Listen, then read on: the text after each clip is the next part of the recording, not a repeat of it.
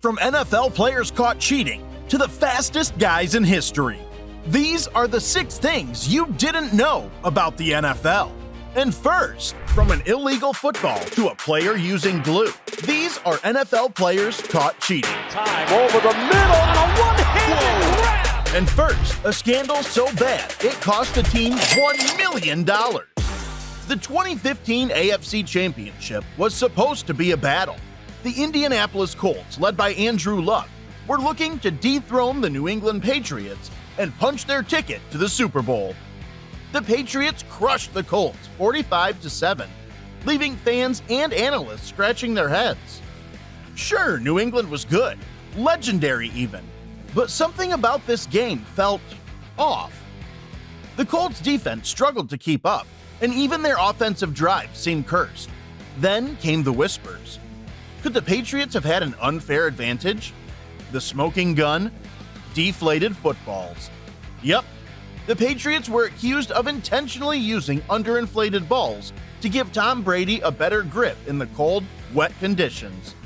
And let's be honest, there's nothing more frustrating than feeling like you never had a chance because the other team might have tilted the scales. Of course, the Patriots denied everything. They went all out in their defense, launching a dedicated website, because nothing says innocent like a PR blitz, and even bringing in a Nobel Prize-winning chemist to argue that the air loss was natural, not nefarious. But the NFL wasn't buying it. The league fined the Patriots $1 million, stripped them of 2 2016 draft picks, and handed Tom Brady a 4-game suspension. Whether you call it smart strategy or blatant cheating, Deflategate remains one of the most controversial chapters in NFL history, and a scandal that refuses to lose air. And speaking of sneaky moves, the Patriots were at it again. But this time, it wasn't about the football, it was about the cameras. Bill Belichick and the Patriots just couldn't stay out of trouble, could they? Back in 2007, they were caught videotaping the New York Jets' defensive signals. That's right, straight up filming the competition like it was an amateur spy movie. The result? A $500,000 fine for Belichick, and the team losing 2 draft picks. Some say it was just Belichick being thorough. Others call it an NFL soap opera. Either way, the Patriot way got a bit tarnished. If filming signals sounds extreme, wait until you hear about the Saints bounty system that rewards players for injuring opponents. The 2009 NFC Championship game was one for the ages. A brutal showdown between the New Orleans Saints and the Minnesota Vikings, with a Super Bowl ticket on the line. But while fans marveled at the hard hits and relentless defense, were the Saints playing to win or playing to injure? Enter Jonathan Vilma, the Saints' fiery linebacker and leader on the field. Vilma wasn't just tasked with disrupting offenses. According to NFL investigators, he was allegedly incentivizing his teammates to do the same, with cash.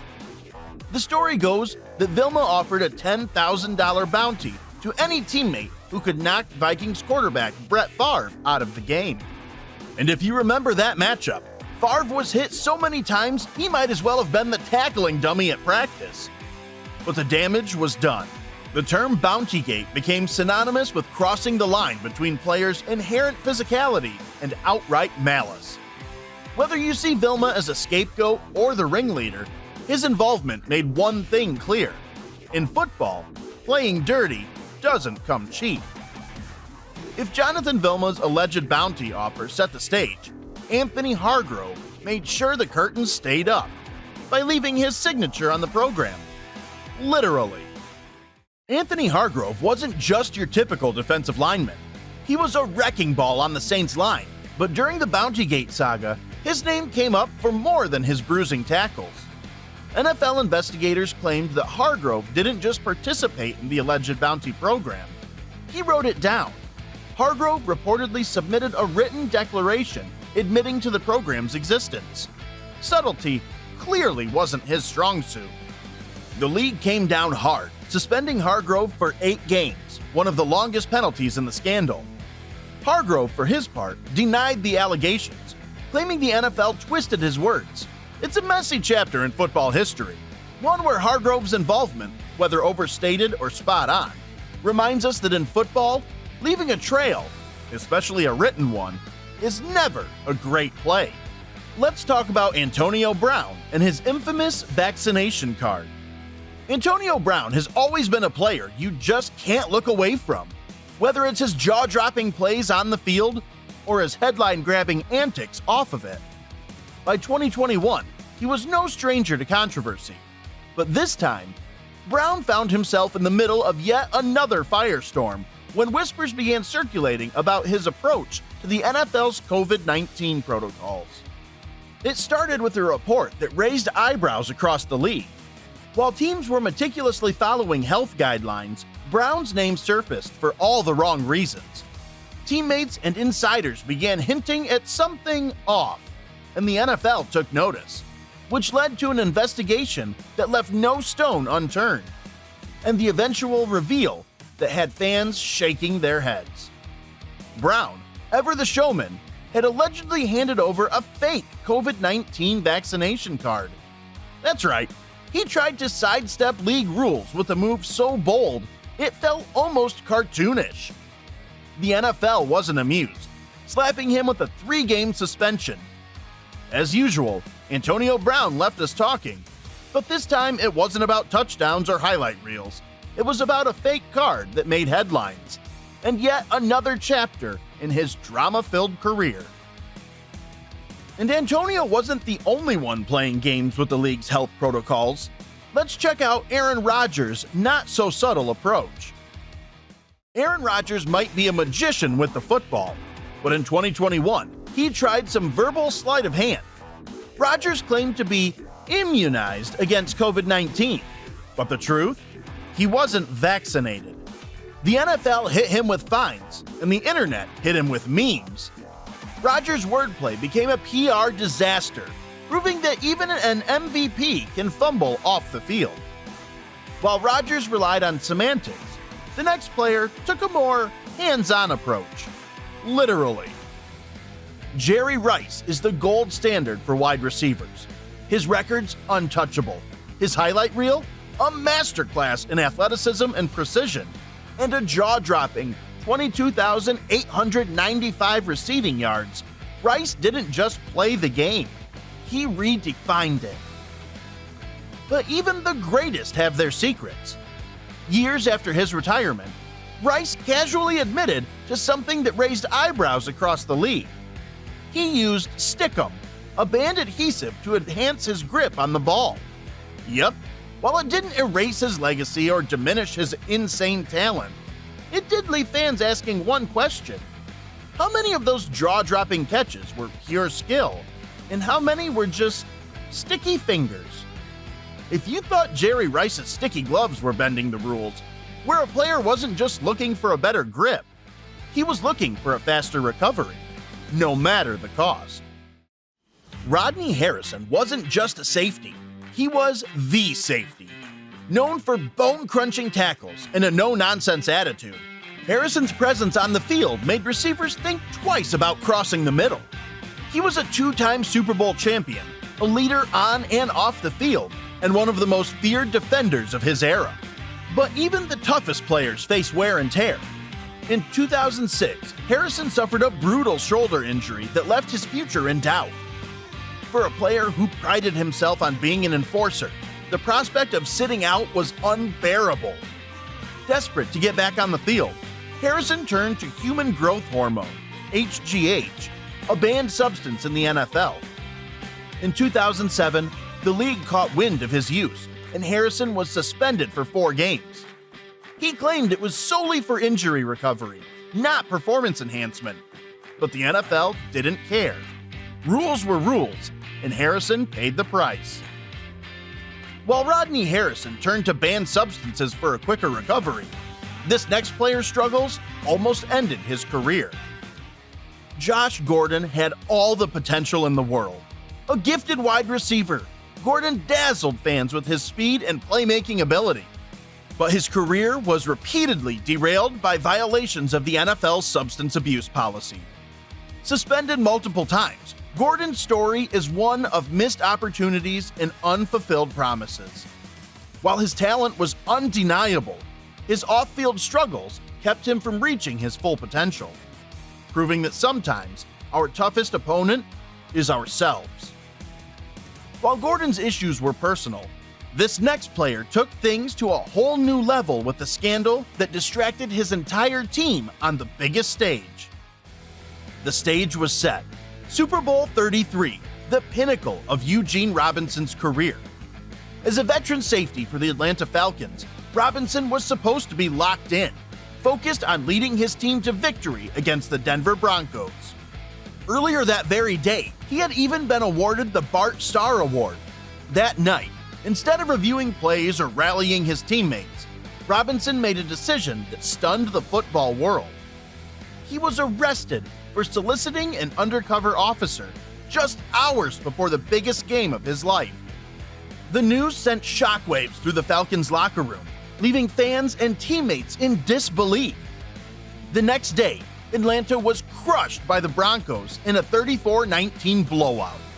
Coincidence? Maybe. But let's be honest, Robinson's timing was worse than a last-second fumble in the red zone. His arrest didn't just tarnish his own reputation.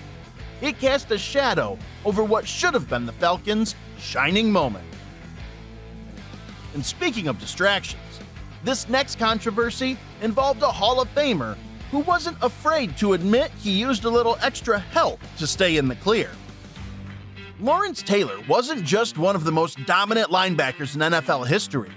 He was also one of its most controversial figures. Known for his relentless aggression on the field, Taylor faced a different kind of battle off it: substance abuse. To avoid testing positive during NFL drug tests, Taylor admitted to using creative methods. His raw talent was undeniable, but his struggles off the field painted a complex picture of a player whose greatest opponent might have been himself. Despite these controversies, Taylor's legacy remains a testament to his unparalleled skill on the field. As Lawrence Taylor danced around drug tests in his era, this next player found himself under a very modern microscope for his alleged edge. James Harrison, a linebacker so intense he could probably bench press a truck, found himself at the center of PED allegations in 2016. The NFL wanted to question him about using banned substances, but Harrison wasn't exactly rolling out the welcome mat. He even dared the league to test him whenever they wanted. Was his insane strength all natural, or did he have some extra help? Either way, quarterbacks everywhere were still terrified. And speaking of extra help, this next player's relationship with PEDs wasn't just rumored, it led to league action. Michael Vick was the kind of player who made defenses look like they were playing in slow motion. His speed was unreal, his agility game-changing. Whether he was slicing through defenders or launching a cannon of a pass, Vick was a one-man highlight reel, a quarterback who rewrote the rules of what the position could be. By the time he took the NFL by storm in the early 2000s, he was already being hailed as one of the most electrifying athletes to ever hit the gridiron. But with greatness often comes scrutiny, and whispers began to follow Vick off the field. Stories surfaced, hinting that his otherworldly abilities might have had some extra assistance. Allegations of performance-enhancing drug use started to circulate, adding a shadow to his meteoric rise. Vick denied the claims, and no concrete evidence ever surfaced, but the rumors lingered, becoming yet another wrinkle in his already complex legacy. Whether fueled by raw talent, unparalleled athleticism, or something else, one thing is certain: Vick was a player who made defenders look like they needed a cheat code to catch up. While Vick faced accusations of boosting his performance on the field, this next player wasn't worried about performance. He allegedly tried to influence the game himself. Donte Stallworth was a receiver who could light up the field with his speed and precision. Drafted in the first round in 2002, he was known for his knack for making big plays and keeping defenses on their toes. But while his career had its share of highlight moments, it's not his catches or touchdowns that people remember most. One morning in March 2009, Stallworth found himself at the center of a tragic and deeply controversial incident. After a night out in Miami, Stallworth was driving home when his car struck and killed a pedestrian, 59-year-old Mario Reyes, who was crossing the road. The shocking twist? Stallworth's blood alcohol level was above the legal limit. Stallworth cooperated fully with authorities, eventually pleading guilty to DUI manslaughter. He was sentenced to 30 years in jail, but served only 24 days, a fact that sparked widespread criticism and debates about privilege and accountability. The legal fallout didn't stop there. Stallworth also faced community service, probation, and a significant settlement with Reyes' family. The NFL handed him a year-long suspension, and while Stallworth returned to the league, his reputation was forever altered. Now, while this incident wasn't cheating in the traditional sense, it remains a sobering reminder of the responsibility that comes with being a professional athlete and how one decision can change everything. While Donte Stallworth's misstep left a lasting shadow off the field, this next incident proves that not all bad decisions have to be life-altering. Some are just $1 jokes that cost 20 grand. Chad Ocho Cinco Johnson was always a headline waiting to happen. Whether it was his flashy celebrations, outrageous interviews, or larger-than-life personality, Johnson knew how to keep the cameras on him. But in 2009, during a heated game against the Baltimore Ravens, he decided to add a little humorous twist to his usual antics. The game was tense, and a crucial catch was under review. With everything hanging in the balance, Johnson sauntered over to an official, a sly grin on his face, and pulled out a $1 bill. Yep, you heard that right, a single dollar. In what can only be described as the NFL's version of stand-up comedy, Johnson jokingly suggested the bill as a bribe to sway the call in his favor. The official, unimpressed, waved him off, but the league didn't find it nearly as funny. Johnson was slapped with a $20,000 fine for his stunt, a hefty price for a joke that didn't land. Fans might have chuckled at his audacity, but the incident served as a reminder that even in a league full of characters, there's a fine line between entertainment and undermining the game's integrity.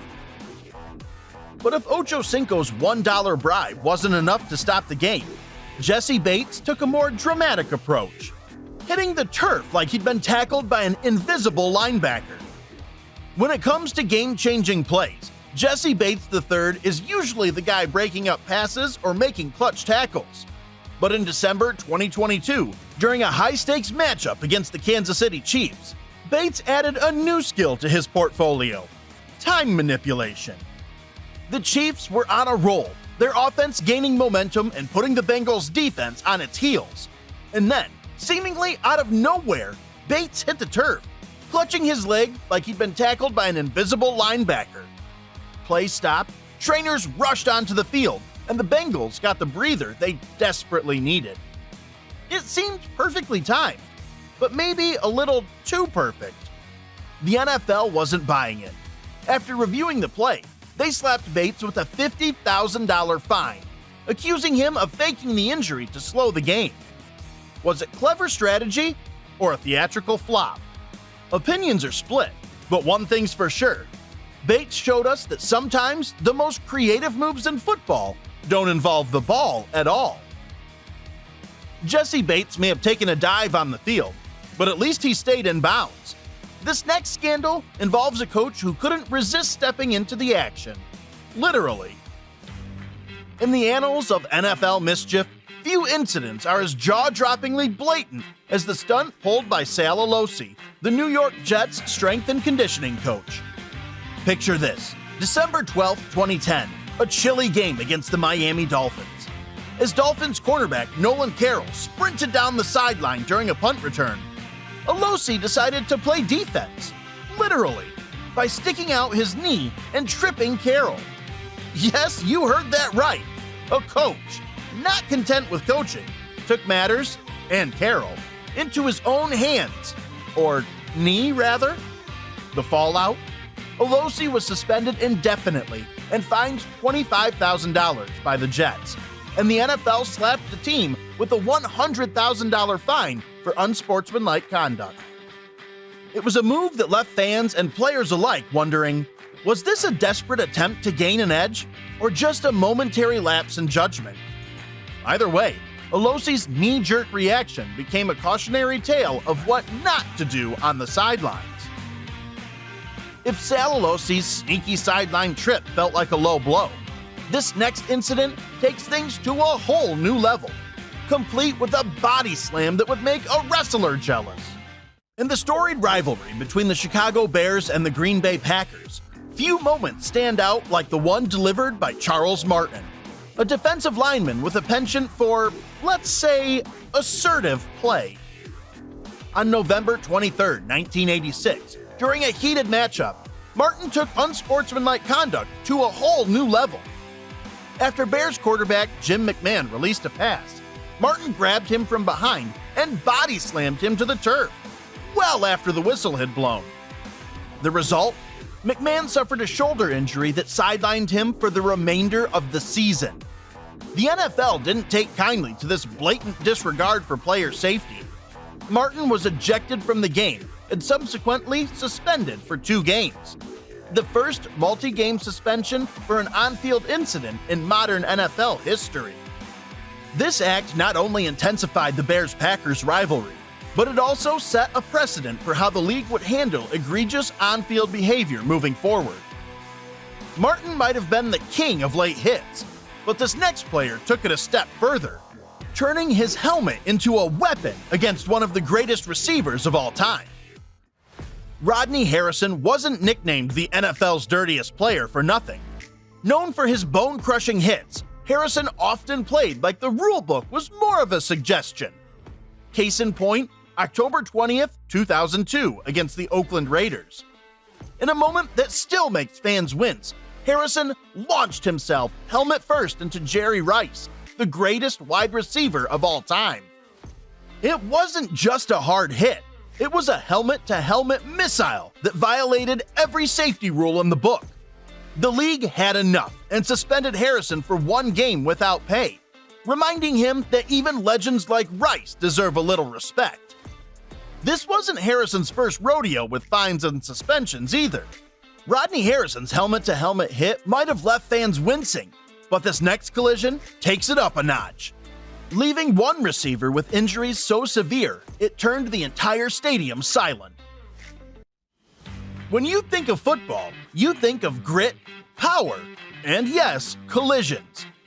But in 2008, Eric Smith of the New York Jets gave us a hit so brutal it stopped the game in its tracks. Facing the Arizona Cardinals on September 28, wide receiver Anquan Boldin soared into the end zone to make a catch. Eric Smith flew in like a human wrecking ball, helmet first, which resulted in a devastating helmet-to-helmet collision that sent both players crashing to the turf. Boldin suffered a facial fracture so severe it required surgery, and Smith found himself on the receiving end of a 1-game suspension and a $50,000 fine. The NFL called it a violation of player safety rules. Fans called it terrifying. Smith's hit was a reminder that while football is a contact sport, there's a fine line between a clean play and a reckless one. Let's just say this was more car crash than tackle. If you thought Smith's helmet-to-helmet hit was brutal, this next incident doesn't just cross the line, it stomps all over it. Albert Haynesworth wasn't exactly known for his subtlety on the field, but in 2006, he traded tackles for theatrics, and not the good kind.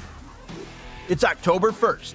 The Tennessee Titans are battling the Dallas Cowboys, and Cowboys center Andre Gurode is down on the ground, his helmet off. Hugh Haynesworth, who must have thought, what's better than beating your opponent?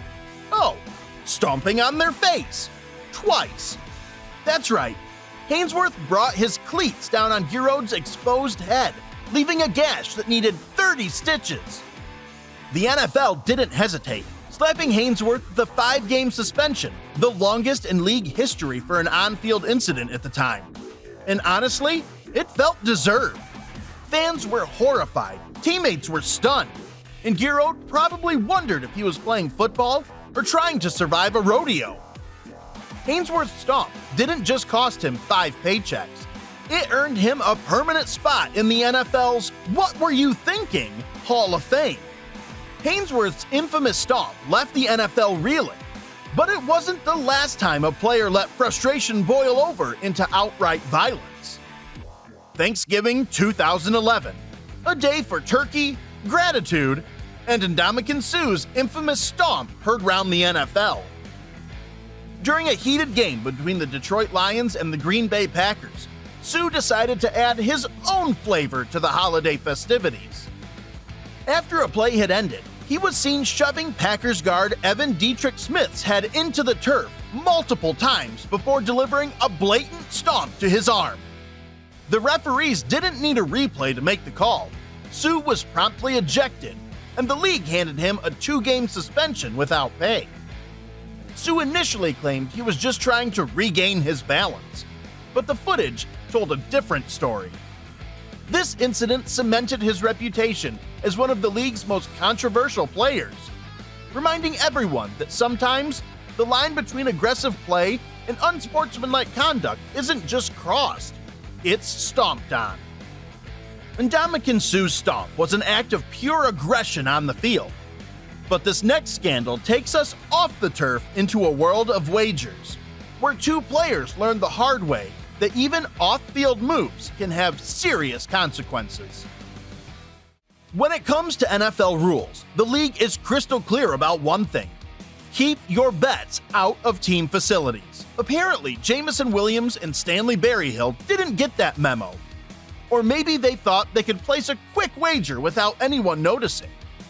In 2023, both Detroit Lions receivers found themselves slapped with 6-game suspensions for betting on college football games from inside the team facility. Yes, not even NFL games, but the league didn't care. Rules are rules, and these 2 broke them in the most avoidable way possible. Williams, a first-round pick, brimming with potential, and Berryhill, a roster hopeful, both issued apologies, blaming a lack of understanding of the NFL's gambling policy. But let's be honest, placing bets from the office is like texting during a staff meeting. You know you shouldn't, but you do it anyway, thinking no one will notice. Well, the league noticed, and their wallets and playing time paid the price. It's a lesson in priorities. Save the bets for after practice, and preferably not in the building where your bosses are watching. These might have been the wildest behaviors of NFL players, but it's nothing compared to buying a wristwatch for $500,000 or a custom car worth $2 million. Betting against your team might be wild, but it is nothing compared to a player owning a mansion that's better than the White House. From a $21 million amusement park to a yacht that costs $250 million. These are the stupidly expensive things NFL players own. First up, a $33 million mega mansion that could give the White House a run for its money. Tom Brady isn't just a legend on the field.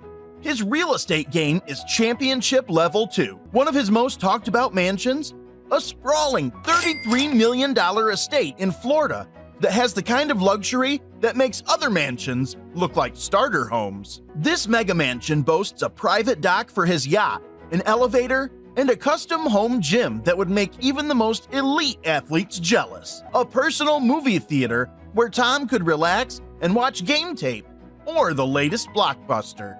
Why splurge? Well, when you're Tom Brady, living modestly just isn't in the playbook.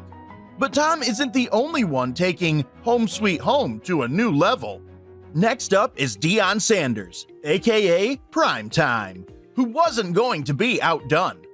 His $21 million mansion is so extra, complete with a full-sized indoor basketball court, bowling alley, and a 12-acre lake with its own boat dock. Deion's home screams, "I've arrived." But the most outrageous feature? The custom-built barbershop, because as Sanders once quipped, you can't be prime time without a fresh fade. Speaking of making a statement, sliding into the lineup, we have Patrick Mahomes. The Super Bowl MVP isn't just playing the game, he's living it. And that includes a $1.8 million home that's as unique as his no-look passes. Sure, it's one of the more modest properties compared to his peers, but Mahomes made sure it stood out with some wild features. How many people do you know with a 500-bottle wine room and a custom sneaker closet worth more than most people's homes? Yeah, not many. And just when you thought things couldn't get more extravagant, we head to Malibu, where luxury reaches a whole new level. Aaron Rodgers, the cool, calculated quarterback with a taste for luxury that matches his precision on the field. His Malibu mansion set him back a whopping $28 million, and it's built to take full advantage of those legendary California sunsets. We're talking floor-to-ceiling windows, a private pool overlooking the ocean, and a state-of-the-art kitchen where Rodgers can whip up his favorite health-conscious meals. And why Malibu? As Rodgers has joked, you can't put a price on the perfect post-game chill spot. If you thought Rodgers' mansion was over the top, Russell Wilson's estate raises the bar and even takes it sky high. He took the saying, "Go big or go home," to heart. When Russell Wilson signed his massive contract with the Seattle Seahawks, he didn't just go big, he went colossal. Enter his $36 million Bellevue estate, complete with a private helipad. Yes, you read that right.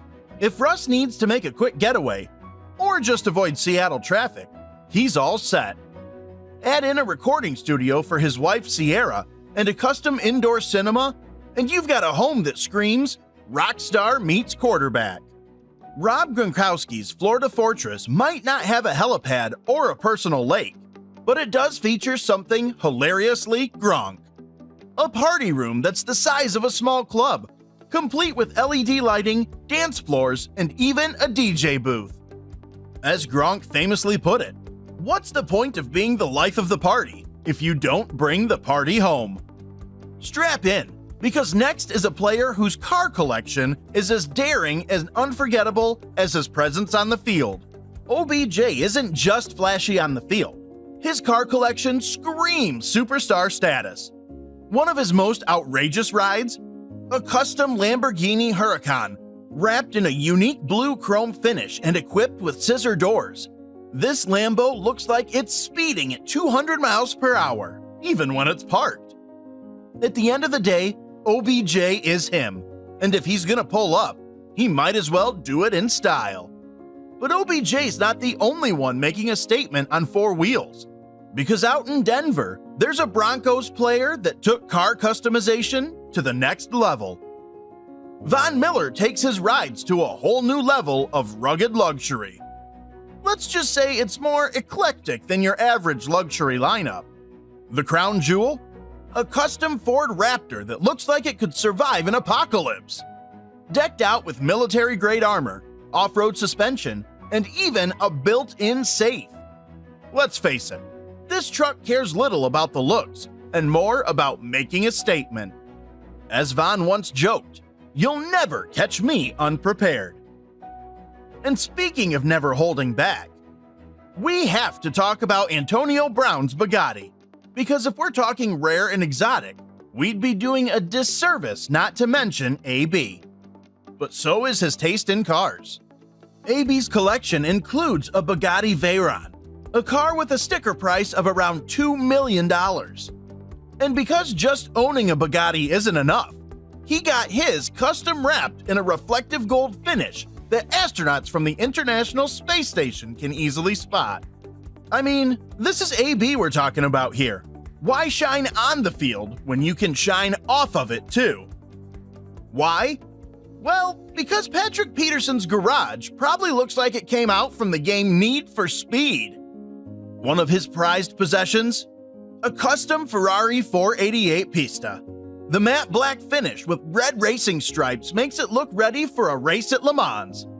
And Peterson didn't stop at aesthetics. This Ferrari is fitted with a modified exhaust system that makes it roar like a lion, announcing his arrival even before he steps out. Talk about making an entrance. I mean, it's either that or coming in with smoke bombs. Because while most players go sleek, Myles Garrett goes superhero. Unlike most players who opt for flashy Lambos or sleek Ferraris, Myles Garrett decided to channel his inner superhero. How? By commissioning a Batman-themed Lamborghini Aventador. We're talking matte black paint, Batmobile-style accents, and even a custom Dark Knight logo on the seats. When asked why he chose such a unique ride, Garrett simply replied, "Every superhero needs their ride, right? And if you see this thing barreling down the street, you might just believe Gotham's savior is behind the wheel." From superheroes to speed demons, the next player proves that when it comes to cars, going fast and looking flashy is all part of the game. This former cornerback isn't shy about his love for fast cars, but it's his ultra-rare Lamborghini Aventador SVJ that steals the spotlight. This car is more than just a luxury vehicle. It's a collector's item, with only a handful made each year. Wrapped in metallic purple, with custom rims and a bespoke interior, Joe Haden's Aventador is a showstopper at any event. One car critic even said, "Joe's Aventador doesn't just turn heads, it snaps necks." I am that car critic. That car critic is me. Now, Joe Haden's Lambo might be a beaut, but it doesn't really compare to Derrick Henry, who went for something bigger. A lot bigger. The king of the Titans is known for bulldozing defenses, and his car collection follows suit. His go-to ride? A fully customized Ford F450 Super Duty. Perfect for hauling just about anything or anyone you need. And this isn't your standard heavy-duty truck. We're talking about chrome finishes, a lifted suspension, and tires that could probably plow through a battlefield. Which begs the obvious question, why? And the only answer I can give to that is, why go small when you can go big? And while some players use cars as trophies, DeAndre Hopkins is addicted to the bling. DeAndre Hopkins channels his alter ego with the right amount of ice. The wide receiver known for snagging impossible catches is just as flashy off the field. His crown jewel? A custom diamond chain featuring an intricate pendant of a lion's head, a nod to his nickname, Nuke, which means king. This piece set him back a cool $250,000. But that's chump change for a guy who's made his fair share of highlight reels. Because if you're going to be the king, you've got to shine like one. And once again, strutting in at number 17 is none other than Odell Beckham Jr. Because one round of swagger just wasn't enough. OBJ is basically the poster child for blinged out swagger. OBJ's collection is the stuff of legends, but his most eye-catching piece is a diamond-encrusted Richard Mille watch valued at over $350,000. He even wore it during a game, sparking a social media frenzy and criticism from all sides. "Let people talk," OBJ clapped back. Wearing a watch worth more than most people's annual salaries during a game? Just when you thought the stakes couldn't get any higher, Antonio Brown steps in with a statement only he could make. When we're talking about bling, we can't ignore AB. Love him or hate him, AB's taste for extravagance is unmatched. The most outrageous piece in his collection? A fully diamond-encrusted grill that's custom-fitted to spell out his nickname, AB, in flawless stones. Price tag? A staggering $100,000. And the story behind it? Rumor has it that AB got the grill made after scoring his 100th career touchdown as a way to celebrate his 100 stacks milestone. Subtle? Absolutely not. But then again, neither is AB. He's a player who lives for the spotlight, on and off the field. And this diamond grill is just another way he shows it. Next up is Lamar Jackson, who decided to celebrate his MVP season with a little sparkle. And by little, I mean a custom diamond chain with his signature number 8 surrounded by smaller diamonds that spell out Action Jackson. Estimated cost? Around $150,000. Jackson's rationale? "You've got to reward yourself sometimes," he said with a grin. And with a season like his, who could argue? Of course, the jewelry game wouldn't be complete without mentioning Michael Thomas, a player who brings as much shine off the field as he does on it, with pieces that command as much attention as his game. The wide receiver known as Can't Guard Mike lives up to his nickname, not just in yards, but in carats. His most talked about piece? A diamond-studded bracelet that features 1,000 individual stones meticulously set to shimmer under any light. This isn't just any accessory. It's a statement that says, even if you can't guard me, you'll definitely see me coming. When asked about the price, Thomas just chuckled and said, "Let's just say it's worth more than my first car." And for the ultimate in custom jewelry, we have Jalen Ramsey, a player who brings the same precision and style to his bling as he does to shutting down receivers on the field. The cornerback's trash-talking skills are legendary, but so is his taste in ice. Ramsey's prized possession? A custom chain with a diamond-encrusted football helmet featuring his initials, JR, in black diamonds for contrast. It's rumored to have cost upwards of $200,000. And he's been known to say, if you're the best, you've got to dress the best. And judging by that piece, Ramsey's putting his money where his mouth is. For the timepiece that redefines the phrase, time is money. Because if you thought these were wild purchases, wait until you hear about Wilson's custom watch. I mean, his love for timepieces is no secret, but his most notable one?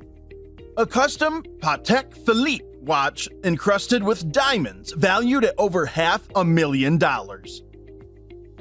The game doesn't stop when the cleats come off, and cruising and luxury four wheels obviously isn't where these stars draw the line. Yeah, I know this is the third time I'm talking about him, but when you've got the kind of money he's got, you get to buy all the toys. The man's accolades aren't confined to football fields. His jet-setting lifestyle speaks volumes too.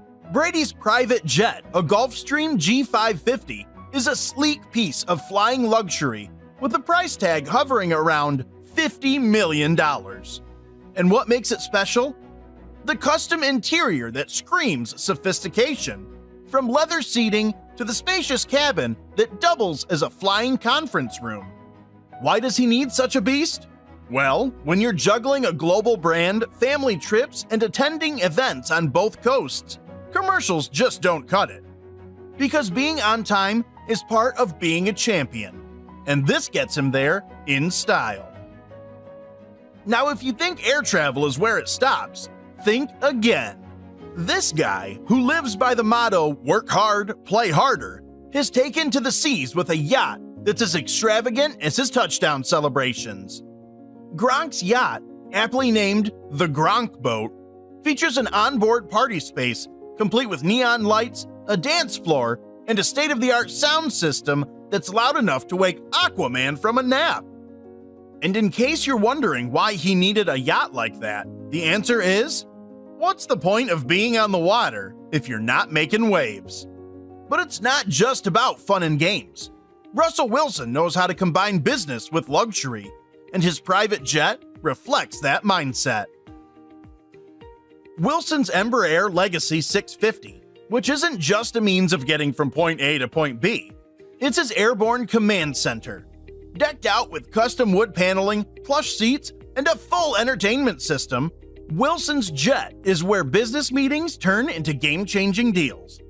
Sometimes you need to be at practice 1 minute and across the country for a meeting the next. This jet just makes it happen, I guess.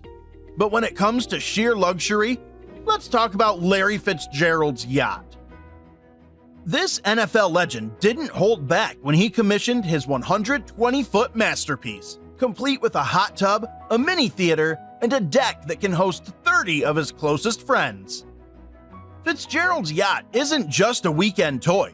It's a sanctuary where he can unwind with his family and host charity events. It's more than just a boat. Fitzgerald explained. "It's where memories are made. And considering the panoramic views and 5-star amenities, it's easy to see why. Just when you thought luxury couldn't soar any higher, Patrick Mahomes takes it straight to the skies with a purchase that's pure MVP." Patrick Mahomes, the Chiefs superstar, made headlines when he splurged on a custom private jet soon after signing his $500 million contract. This isn't just any jet. It's fitted with team colors, a custom logo on the tail, and even a personalized interior that pays homage to Kansas City. Mahomes has been known to use his jet for more than just travel.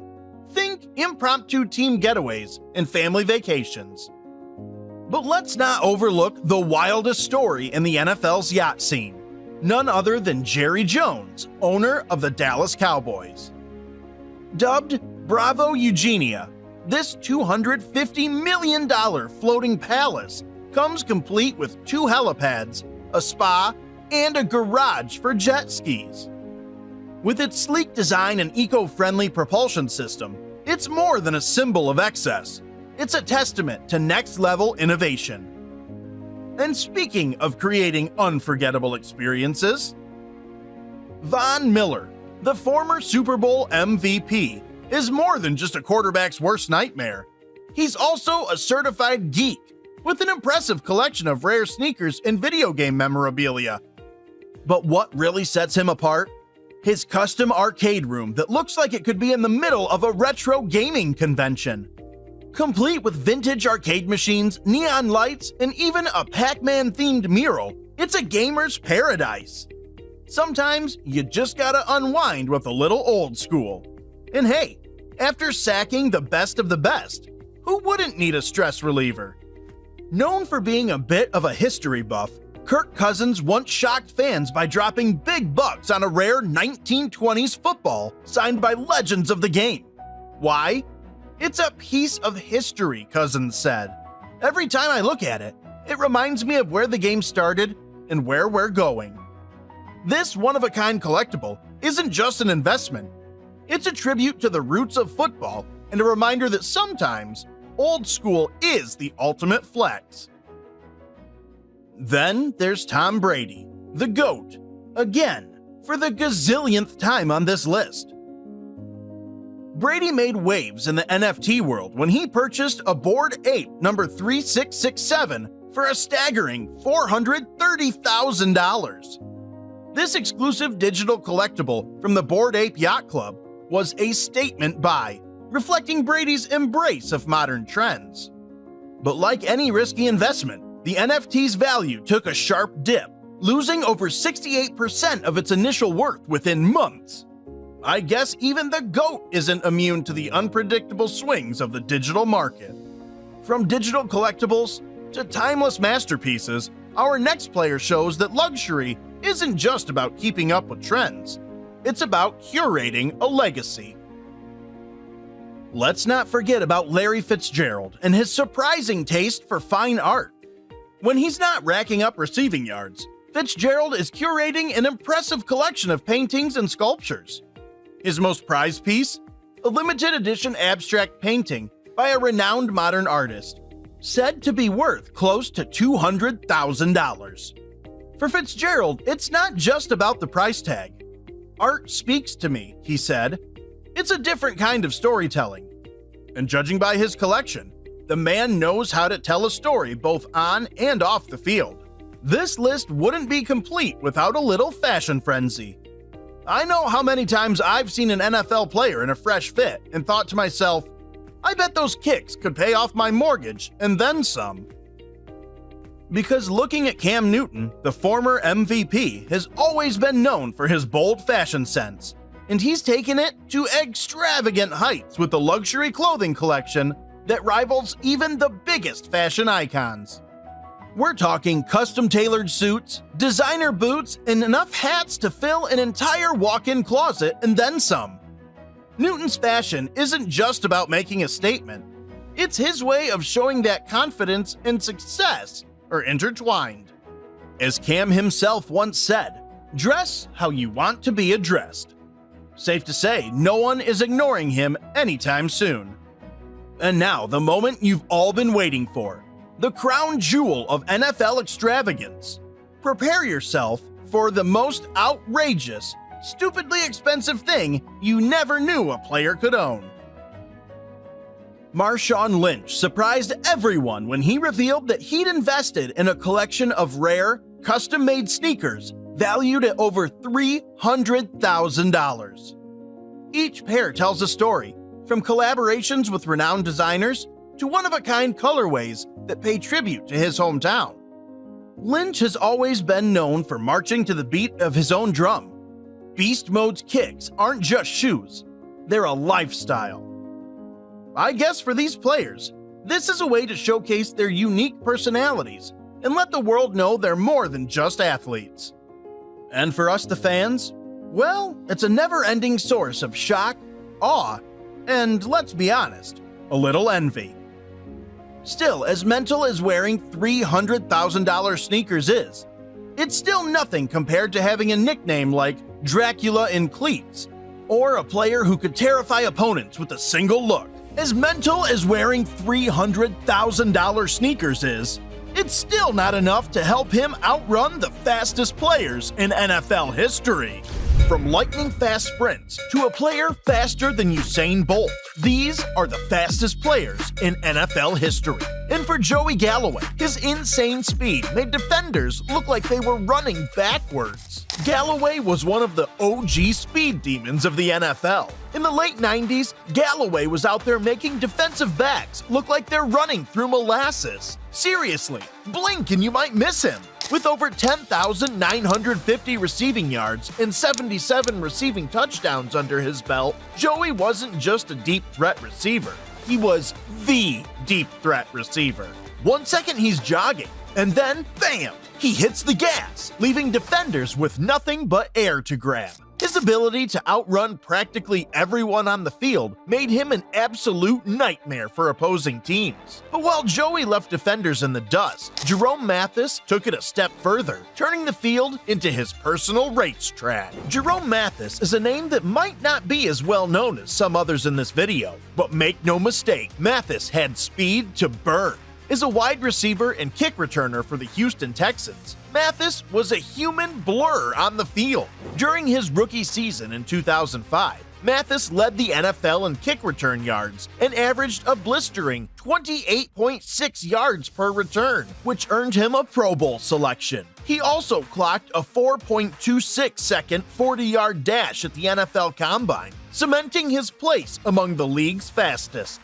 Whether he was blowing past defenders or taking a kickoff to the house, Mathis had a gear that few could match. His speed was pure electricity, lightning in a helmet and shoulder pads. While Mathis burned up the field with straight-line speed, Donte Hall added a joystick to the mix, turning defenders into helpless bystanders. Now, if you've ever seen Donte Hall return a kick, you'll know exactly why they gave him the nickname the Human Joystick. The guy was like a video game character, zigzagging past defenders, spinning, juking. As a wide receiver and return specialist for the Kansas City Chiefs, Hall turned special teams into must-watch TV. During his peak in the early 2000s, he had 12 return touchdowns and seemed to hit full speed instantly. Whether he was slicing through the coverage team or reversing the entire field for a touchdown, Donte Hall had a flair for the dramatic.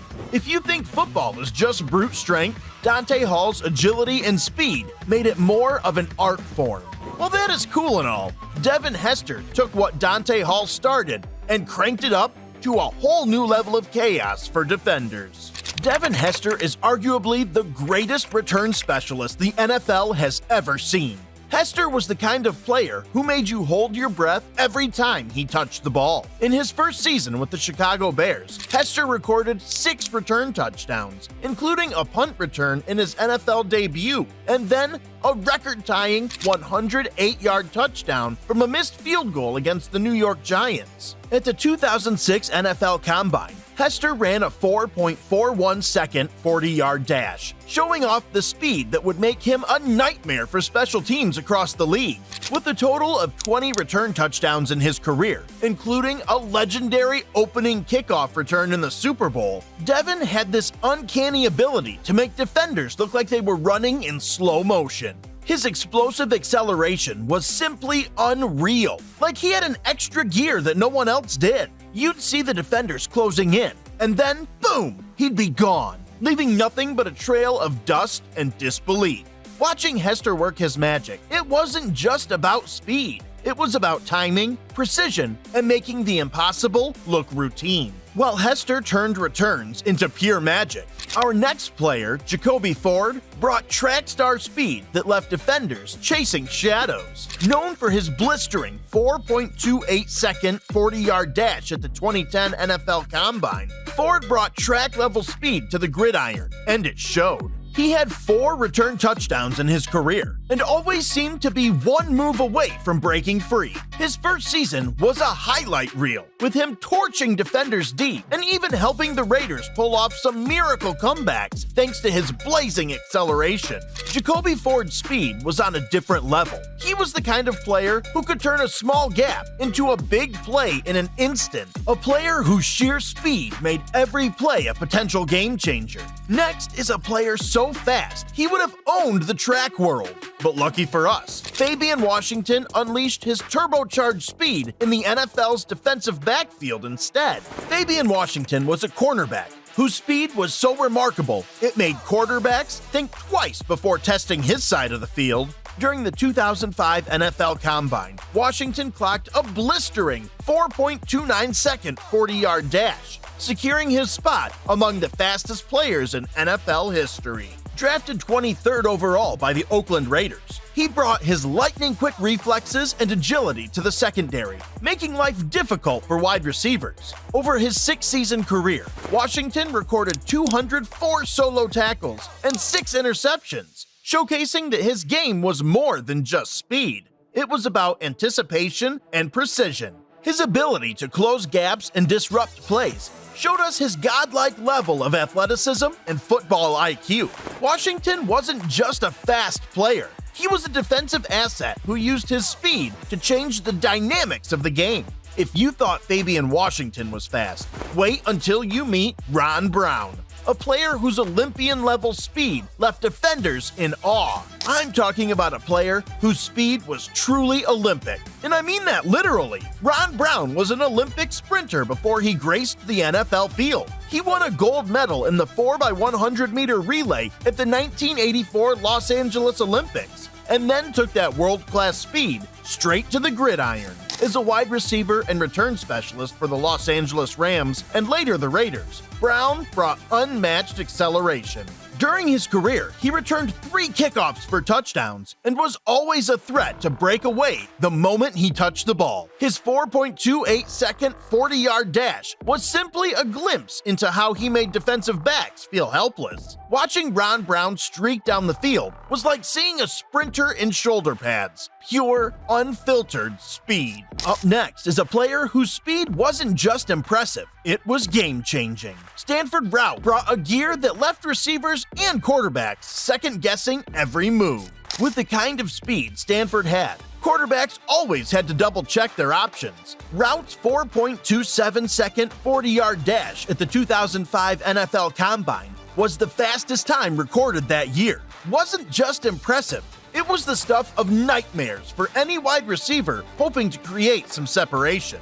Drafted by the Oakland Raiders, because, of course, the Raiders love their speedsters, Routt quickly became a key part of their secondary. Picture this: a receiver thinks they've got a step on Routt, and just as they glance back for the ball, there he is, closing the gap like a sports car shifting into high gear. He wasn't just fast. He was the kind of fast that made you wonder if he was secretly training with Usain Bolt in the offseason. Stanford Routt's speed was his calling card, and he used it to shut down big plays before they even had a chance to happen. And even though Stanford was lightning fast, the next player made breaking away from defenders look so effortless. Randy Moss was no doubt one of the greatest deep threats the NFL has ever seen. Moss had the kind of speed that just seemed so effortless. Clocking a 4.25-second 40-yard dash, Randy combined blazing speed with the knack for making jaw-dropping catches look like backyard practice. When Moss was on the field, defenders knew they were in for a long day, a very long day of trying, and mostly failing, to keep up. Imagine a game where a quarterback launches the ball deep, and as the defenders scramble, there goes Moss, gliding down the sideline like he's in a different league. It wasn't just the speed, it was the swagger. His "you got mossed" moments became so legendary, they turned into a cultural catchphrase. Randy Moss was a receiver, a phenomenon, and, at the risk of sounding corny, a highlight waiting to happen. And trust me, the speed dial is only getting cranked higher from here. Because imagine trying to catch someone like Michael Vick, an electrifying quarterback who ran like a wide receiver. He was quite possibly the most electrifying quarterback to ever play the game. Vick redefined what it meant to be a dual-threat quarterback, and his speed was a huge part of that equation. He clocked a 4.33-second 40-yard dash, but that hardly tells the whole story. Watching Vick play was like seeing a video game character come to life. Defenders looked like they were stuck in a drag, while Vick was moving at double speed. Not to mention, Vick is the only quarterback in NFL history to rush for more than 1,000 yards in a season, which just goes to show how unstoppable he was with the ball in his hands. The way he could scramble out of a collapsing pocket and turn what should have been a sack into a 50-yard gain was nothing short of magic. Defensive coordinators lost sleep over trying to contain him, and honestly, it was usually a lost cause. Vick practically glided, making elite athletes look like they were running through wet cement. If you think the speed stops here, well, you're in for a surprise. It's about to get even more unbelievable with Chris Johnson. Also known as CJ2K, Johnson was the man who made breaking the 2,000-yard rushing mark look easy. When Chris burst onto the scene, it wasn't just his skills that caught everyone's attention. It was his blinding speed. With a 4.24-second 40-yard dash at the 2008 NFL Combine, Johnson set the standard for what it meant to be fast in the modern NFL. In 2009, Johnson set the NFL record for 2,509 scrimmage yards in a single season and was named the AP NFL Offensive Player of the Year for his incredible performance. Defenders barely had time to get it together before he was 10 yards ahead of them. And once he got into the open field, you could pretty much call it a touchdown. Not only was he fast, he was deceptive. He'd lull you into thinking you had an angle, and then, just like that, he'd flip the switch and be gone. But if you thought CJ2K set the speedometer to max, think again, because Trindon Holliday is about to take it to an entirely new level. Holliday was a player so fast that even track stars had to take notice. Sure, he was one of the smallest players to ever hit the NFL field, but he made up for his size with sheer, jaw-dropping speed. While in college at LSU, Holliday ran the 100-meter dash at the 2007 USA Outdoor Track and Field Championships, where he recorded an incredible 10.07 seconds in the final, finishing ahead of world-class sprinter Walter Dix and second only to Tyson Gay. When it came to football, Holliday brought the same elite speed to the return game, becoming a threat to take it to the house every time he touched the ball. As a return specialist in the NFL, he racked up some unforgettable moments, including multiple return touchdowns in the playoffs. Holliday moved like a bullet streaking down the field. Blink, and he'd already be in the end zone celebrating. Don't blink now, because Cliff Branch is up next, and his speed is about to take this list into overdrive. Cliff Branch made sure defenders learned a very important lesson. You can't catch what you can't see. Branch was the original speedster, running circles around defenders long before blazing fast receivers became the norm. Playing for the Oakland Raiders from 1972 to 1985, Branch was known for his turbocharged legs that could leave defenders wondering if he'd just vanished into thin air. In a game in the 1970s, the Raiders were on offense, and suddenly, Cliff Branch took off like a rocket downfield.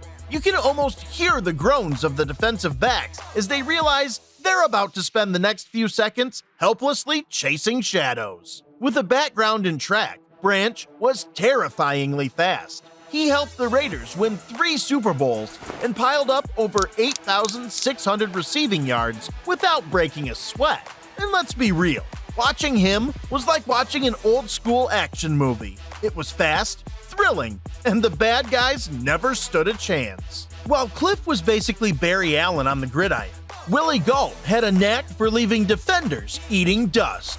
This man was so fast, he'd probably had his own wind chill factor. Gault wasn't just an NFL star, he was also an Olympic-caliber sprinter. Imagine being a defender lining up against a guy who's literally competing against the fastest people on the planet. Yeah, good luck with that. Playing for the Chicago Bears and later the Los Angeles Raiders, Gault was the definition of a deep threat receiver. Quarterbacks loved him because they basically knew all they had to do was heave it as far as possible, and there was a good chance Willie would be at the other end waiting, like a kid catching a long bomb in a neighborhood game of street football. He helped the Bears win Super Bowl 20, and his speed wasn't just for show.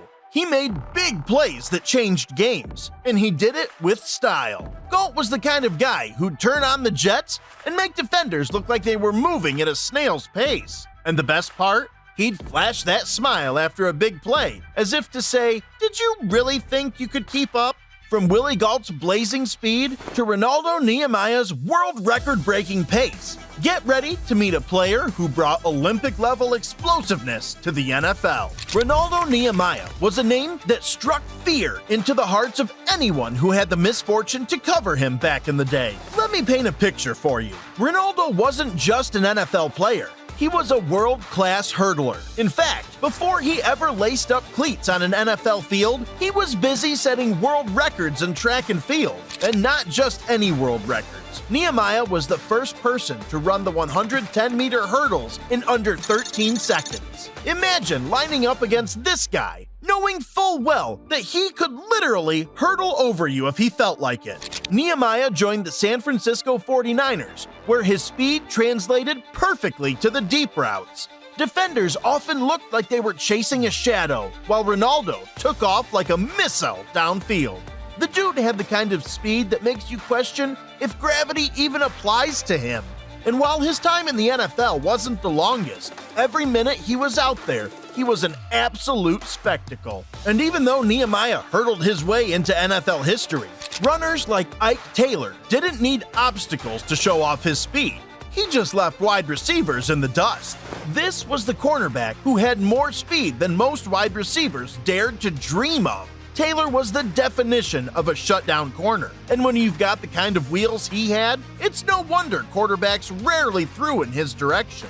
Let's put it this way, if you were a receiver trying to get past Ike, you were in for a rough day and probably a lot of frustration. Taylor clocked a blazing 4.26-second 40-yard dash, and he used every bit of that speed to blanket receivers all over the field for the Pittsburgh Steelers. Imagine you're a quarterback and you see your guy break free for a split second, and then bam, there's Ike, closing in like a missile, ready to shatter your hopes of a completion. And you know what the best part was? Ike made it all look like a walk in the park. He played with that cool demeanor, as if saying, "You can try, but you're not getting past me." Oh, and let's not forget, Taylor was a key part of 2 Super Bowl winning teams. So yeah, he had the hardware to back up that speed. Ike no doubt locked down receivers with his blazing speed, but Deion Sanders, he turned speed into a spectacle, making every play a primetime performance. Better known as Primetime, Sanders was a showman, a force of nature, and the kind of player who could back up every ounce of swagger with lightning-fast speed. He was the guy who would pick off a pass, flash that million-dollar smile, and then sprint down the sideline with defenders trailing behind him like they were running through quicksand.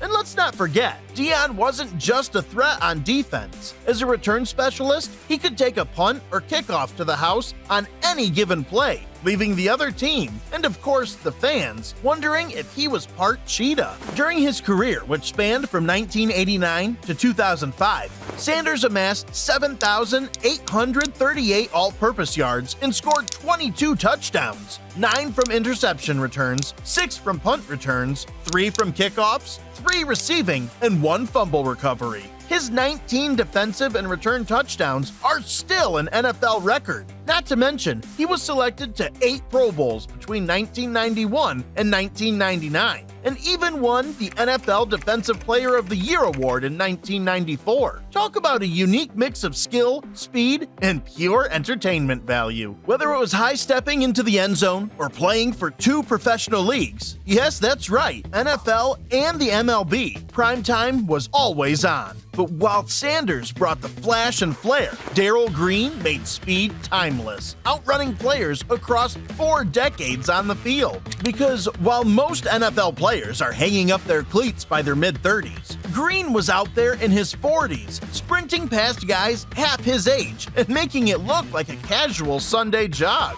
Green was an anomaly, a cornerback with insane speed and the kind of longevity that would make even the best athletes envious. For over 2 decades, he locked down wide receivers and chased down the fastest players in the league, often leaving them wondering if he was secretly aging in reverse. Imagine being a young receiver, thinking you could outrun a guy who was old enough to be your dad, and then realizing, much to your embarrassment, that Green is not only keeping up, but beating you to the spot. One of his most iconic plays came when he chased down Tony Dorsett, one of the fastest running backs in the league, from across the field, showing the world that Darrell's wheels were built differently. And did I mention he won the NFL's fastest man competition 4 times? If you're thinking that's just showing off, yeah, it kind of was, but he earned every bit of it. Green's speed was legendary, but Bo Jackson took it to another dimension where power and pace collided to leave defenders in disbelief. This is quite possibly the most iconic multi-sport athlete to ever walk the earth. Bo dominated both football and baseball like it was all one big backyard game. You might have heard the phrase, Bo knows. And let me tell you, Bo knew speed. He had that kind of speed that didn't just blow by defenders, it blew their minds. Imagine trying to tackle a freight train that can also run a 4.12 second 40-yard dash. That's Bo. He was a running back who made linebackers and defensive backs look like they were standing still. Not to mention, he did it with a kind of nonchalant power that made everything seem effortless. One of his most unforgettable moments came when he hit the sidelines and just kept going, all the way into the tunnel. If that's not the ultimate mic drop of speed, I don't know what is. And let's not forget, Bo once flattened Brian Bosworth, one of the toughest linebackers of his era, like it was just another Tuesday. But now, it's time for the moment we've all been waiting for. The fastest player in the history of the NFL. Imagine being nicknamed Bullet Bob. This man was the definition of speed. He was so fast that the NFL had to change the way the game was played. Yeah, that was Bob Hayes. Before he put on a Cowboys uniform, Hayes was an Olympic gold medalist, and he brought every bit of that world-class speed onto the football field. Picture defenders back in the 60s, jaws dropping, eyes widening as Hayes streaked down the sideline like a comet. No one had ever seen anything like it before. Defensive backs were left grasping at air, like cartoon characters chasing after a speeding roadrunner. Hayes redefined the wide receiver position. He was the reason teams started implementing zone coverage, because, quite frankly, one-on-one coverage against Bullet Bob was asking for humiliation. And the stories? Oh, they're legendary. Like that time in the 1964 Olympics when he ran a 10.06 in the 100 meters on a chewed-up dirt track while wearing borrowed spikes. The guy was practically built for speed. In the NFL, he racked up over 7,000 receiving yards and 71 touchdowns, blazing his way past defenders and making it all look far too easy. And let's not forget, he's still the only person to win both an Olympic gold medal and a Super Bowl ring. Bob Hayes was the OG speedster, the gold standard of fast. He was running routes and rewriting history at the same time. NFL players may be as fast as cheetahs, but it hasn't stopped them from deflating footballs for an unfair advantage or putting a bounty on other players. These guys might be speed demons, but when it comes to pure dominance on the field, they all take a step back for the scariest NFL players in history. From a deadly assassin to a player who fought a grizzly bear, these are the scariest players in NFL history. And first, a guy so terrifying he was nicknamed Dracula. Jack Lambert was a linebacker who didn't just play football. He brought a whole new level of ferocity to the game. Known as Dracula in cleats, Lambert was famous for his toothless snarl and a look that could practically tackle you on its own. And trust me, this guy didn't just hit hard. He made entire teams think twice before lining up against him. One of Lambert's most legendary moments came in Super Bowl X. The Steelers were facing off against the Cowboys, and when the Dallas safety Cliff Harris tried to rub it in after a missed field goal, Lambert didn't hesitate. He stormed over and body slammed Harris right there on the field. Yep, he made it clear, mess with my team and you're going down. Lambert's intensity didn't stop there. He went on to lead the Steelers to 4 Super Bowl titles, all while putting fear in the hearts of his opponents every time he hit the field. But if you thought Jack Lambert was fierce, wait until you hear about another Steelers linebacker who took intimidation to the next level. Where Lambert had that classic grit, James Harrison was all about sheer, unstoppable power. Standing only 6 feet tall, he might not have looked like your typical NFL powerhouse, but once he hit the field, there was linebackers couldn't get more intense. Enter Ray Lewis, a man whose name alone struck fear across the NFL. If other players were intimidating on the field, Lewis brought it before the game even started. His pregame entrance was a full-on spectacle with smoke and flames as he emerged from the tunnel like a gladiator stepping into the arena. And once that dance was over, everyone knew they were in for 60 minutes of pure bone-crushing football. Lewis's career is packed with legendary moments, but one that stands out happened against the Tennessee Titans in the 2000 playoffs. With the game tied and the Titans driving, Lewis came through with a monster interception, picking off Steve McNair and taking it all the way to the end zone. That play sealed the Ravens' spot in the AFC Championship and showcased exactly why no one wanted to go up against him. And let's talk about his hits. Lewis didn't just tackle, he made sure his opponents felt every ounce of his force. His hits were so powerful that sports science once broke down how his shoulder pads absorbed 50% of the impact, sparing his opponents from literal broken bones. But with that in mind, wide receivers would think twice about going across the middle when number 52 was lurking. Ray Lewis wasn't just playing football, he was declaring war every single time he stepped onto that field. But if you thought Ray Lewis was intense, Jack Tatum took things to an even darker level. Known as the Assassin, Tatum played with a ruthlessness that still echoes through NFL history. Where others hit hard, Tatum hit with the ferocity that left opponents questioning if they'd ever step back on the field. Tatum didn't just play defense, he enforced it. The Assassin. Tatum earned his nickname by delivering hits that went beyond intimidating. They were downright ruthless. He became the NFL's ultimate enforcer, someone who struck fear into receivers who dared cross his path. Tatum's presence alone was enough to make even the bravest players hesitate. One of his most infamous moments came in a 1978 preseason game against the New England Patriots. On an incomplete pass over the middle, Tatum collided with wide receiver Darryl Stingley, and a hit so fierce it left Stingley paralyzed from the chest down. The fact that it happened during a meaningless preseason game left fans and players stunned, but for Tatum, this was simply part of the game. He didn't apologize, and he made it clear he didn't view himself as a villain despite public outcry. For Tatum, his brutal hits were part of his duty on the field. Tatum's idea of a good hit was one where the victim woke up on the sideline seeing stars. His hits were so devastating that even Hall of Fame running back Earl Campbell felt it when they collided head-on. After one particularly brutal tackle, Campbell admitted, "I felt the shock go down to the heels of my feet." Tatum's approach was simply stop the ball carrier by any means necessary. And in doing so, he left a legacy as one of the most terrifying players to ever step onto the gridiron. But if Jack Tatum was the definition of ruthless, then Lawrence Taylor was the embodiment of pure,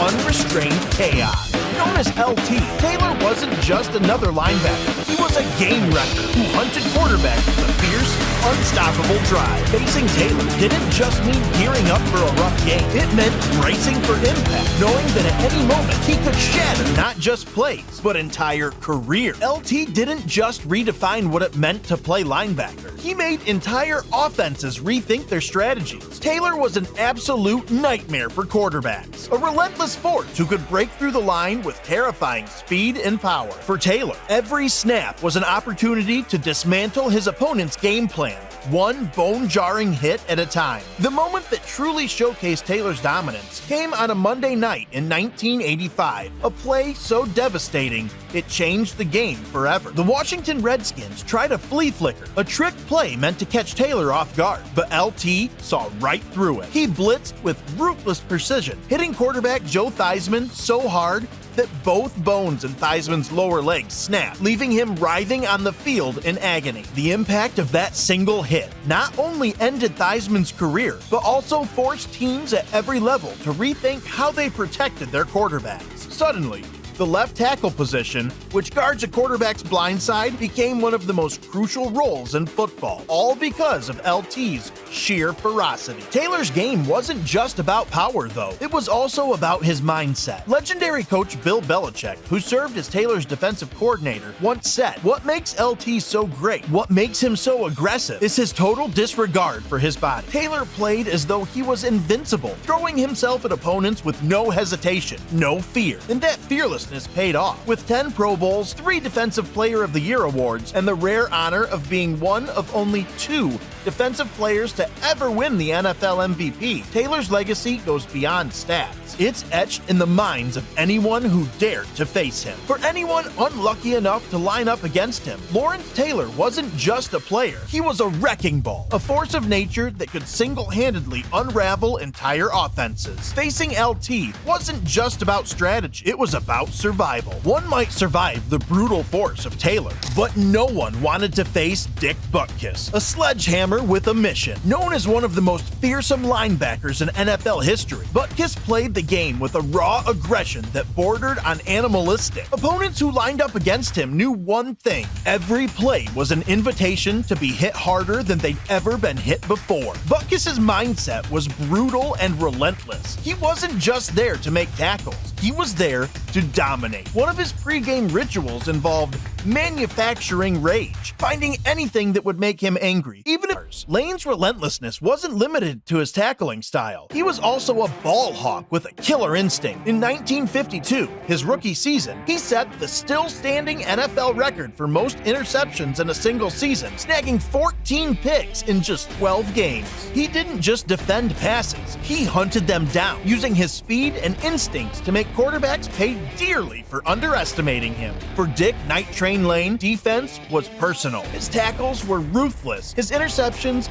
legendary, and his impact on the game undeniable. Facing him wasn't just about trying to make a play, it was about surviving the wrath of one of the most unyielding defenders in NFL history. Just when you thought you'd seen it all, along came Mike Singletary, a player who could terrify opponents with a single look. Known as Samurai Mike, he brought an intense, laser-focused presence to the field that went beyond brute force. It was psychological warfare. Singletary's eyes were his most powerful weapon, burning through helmets and daring anyone to challenge him. When he locked in on you, it was like staring down a predator, knowing there was no way out. Singletary was the cornerstone of the Chicago Bears' 1985 defense, one of the most feared units in NFL history. His leadership and intensity made every snap a battle, and he wasn't just about big hits. He played with a level of discipline and intelligence that elevated his entire team. Opponents quickly learned that once Singletary was in position, there was no escaping his grasp. One game that exemplified Singletary's dominance was the 1985 NFC Championship against the Los Angeles Rams. Singletary anchored a defense that shut down the Rams completely and ensuring the Bears' path to the Super Bowl. Singletary was everywhere, reading plays before they happened and delivering punishing tackles that left the Rams reeling. His intensity was contagious, and the entire defense fed off his energy, turning them into an unstoppable force. For Singletary, it wasn't just about stopping the offense. It was about breaking their will. His steely gaze and fierce demeanor made him a living nightmare on the field. Opponents didn't just have to contend with his physicality. They had to face the mental challenge of going up against a man who seemed to see through every move they made. Mike Singletary wasn't just a linebacker. He was the spirit of a defense that terrorized the league, a force that reminded everyone watching that football is as much a mind game as it is physical. Well, if Mike Singletary was the mind of a defense, Deacon Jones was the wrecking ball, an unstoppable force whose only goal was to dismantle anything in his way. Known as the Secretary of Defense, Jones didn't just play defensive end. He invented the concept of the sack, and he did it with a ferocity that left quarterbacks dreading the moment they took the snap. Jones was relentless, a whirlwind of power and speed who attacked with one thing in mind: destruction. One of his most feared moves was the head slap, a technique so devastating that it was later banned by the NFL. Jones would strike his opponent across the helmet, stunning them just long enough for him to blast past and zero in on the quarterback. It wasn't just a move, it was a calculated act of intimidation designed to break his opponent's concentration and leave them vulnerable. With Jones, it wasn't just about getting to the quarterback, it was about delivering a hit that left a lasting impression. In the 1967 season, Jones recorded an astonishing 26 sacks, a number that would still be impressive in today's game. While sacks weren't an official stat back then, Jones's impact was undeniable. His sheer dominance on the line helped transform the Los Angeles Rams' defense into the fearsome foursome, a unit that struck terror into offenses across the league. He didn't just get to the quarterback. He dismantled plays, disrupted strategies, and left opposing teams scrambling to adapt. Deacon Jones didn't just play defense. He redefined it. His ferocious style, combined with an unmatched drive, made him one of the most intimidating players in NFL history. Facing him was more than just a challenge. It was a battle for survival against a man who turned the sack into an art form and made sure every quarterback knew that when Deacon Jones was on the field, no one was safe.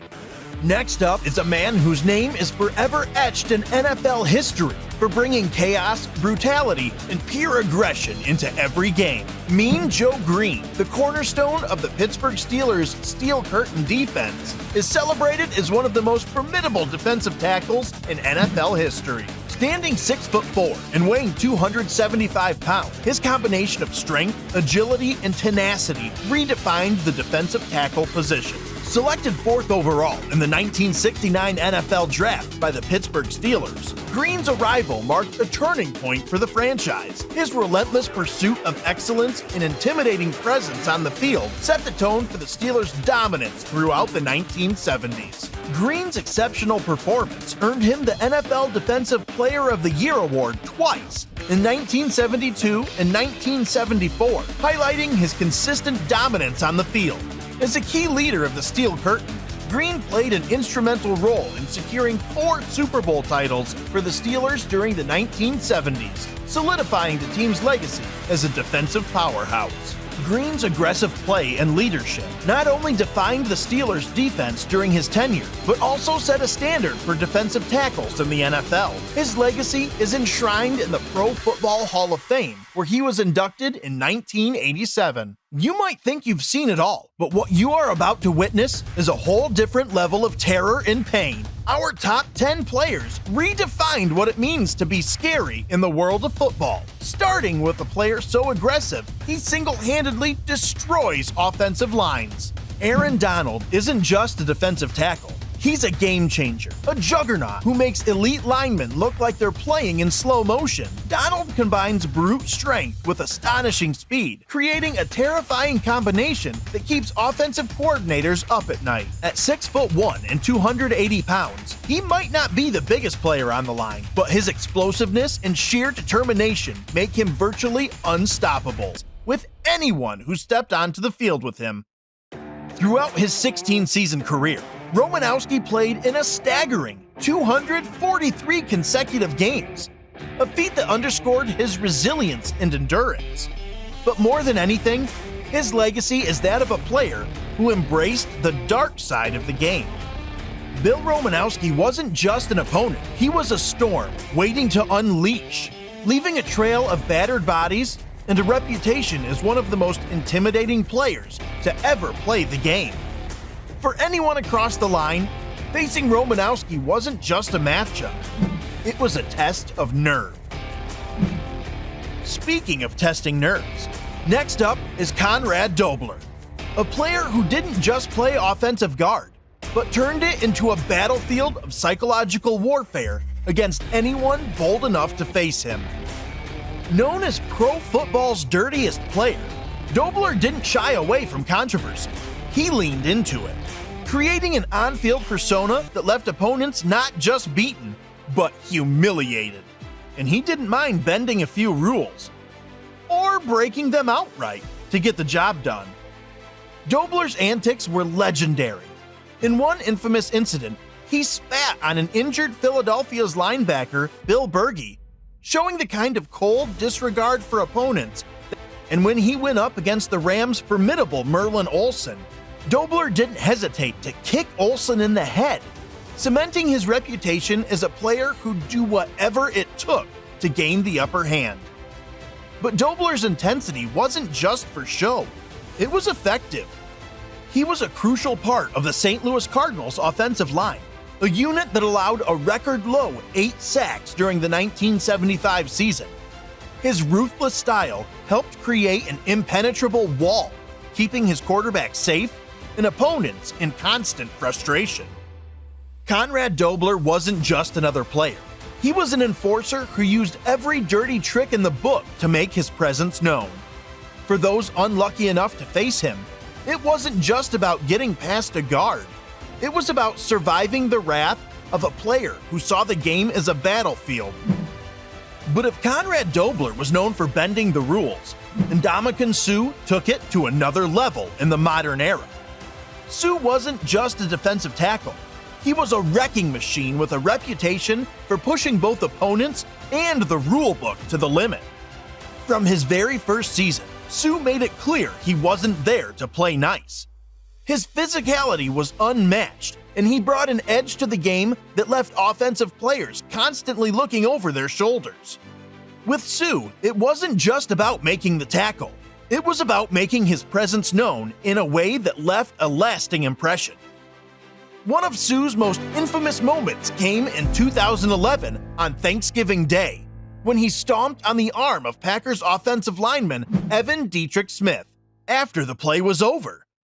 The incident led to an ejection and a suspension, but for Suh, it was just another chapter in his reputation as one of the NFL's most feared enforcers. Later, in a game against the Green Bay Packers, he appeared to step on Aaron Rodgers' leg after a play, another incident that earned him a suspension. Yet Suh's aggressive play wasn't just about crossing lines, it was effective.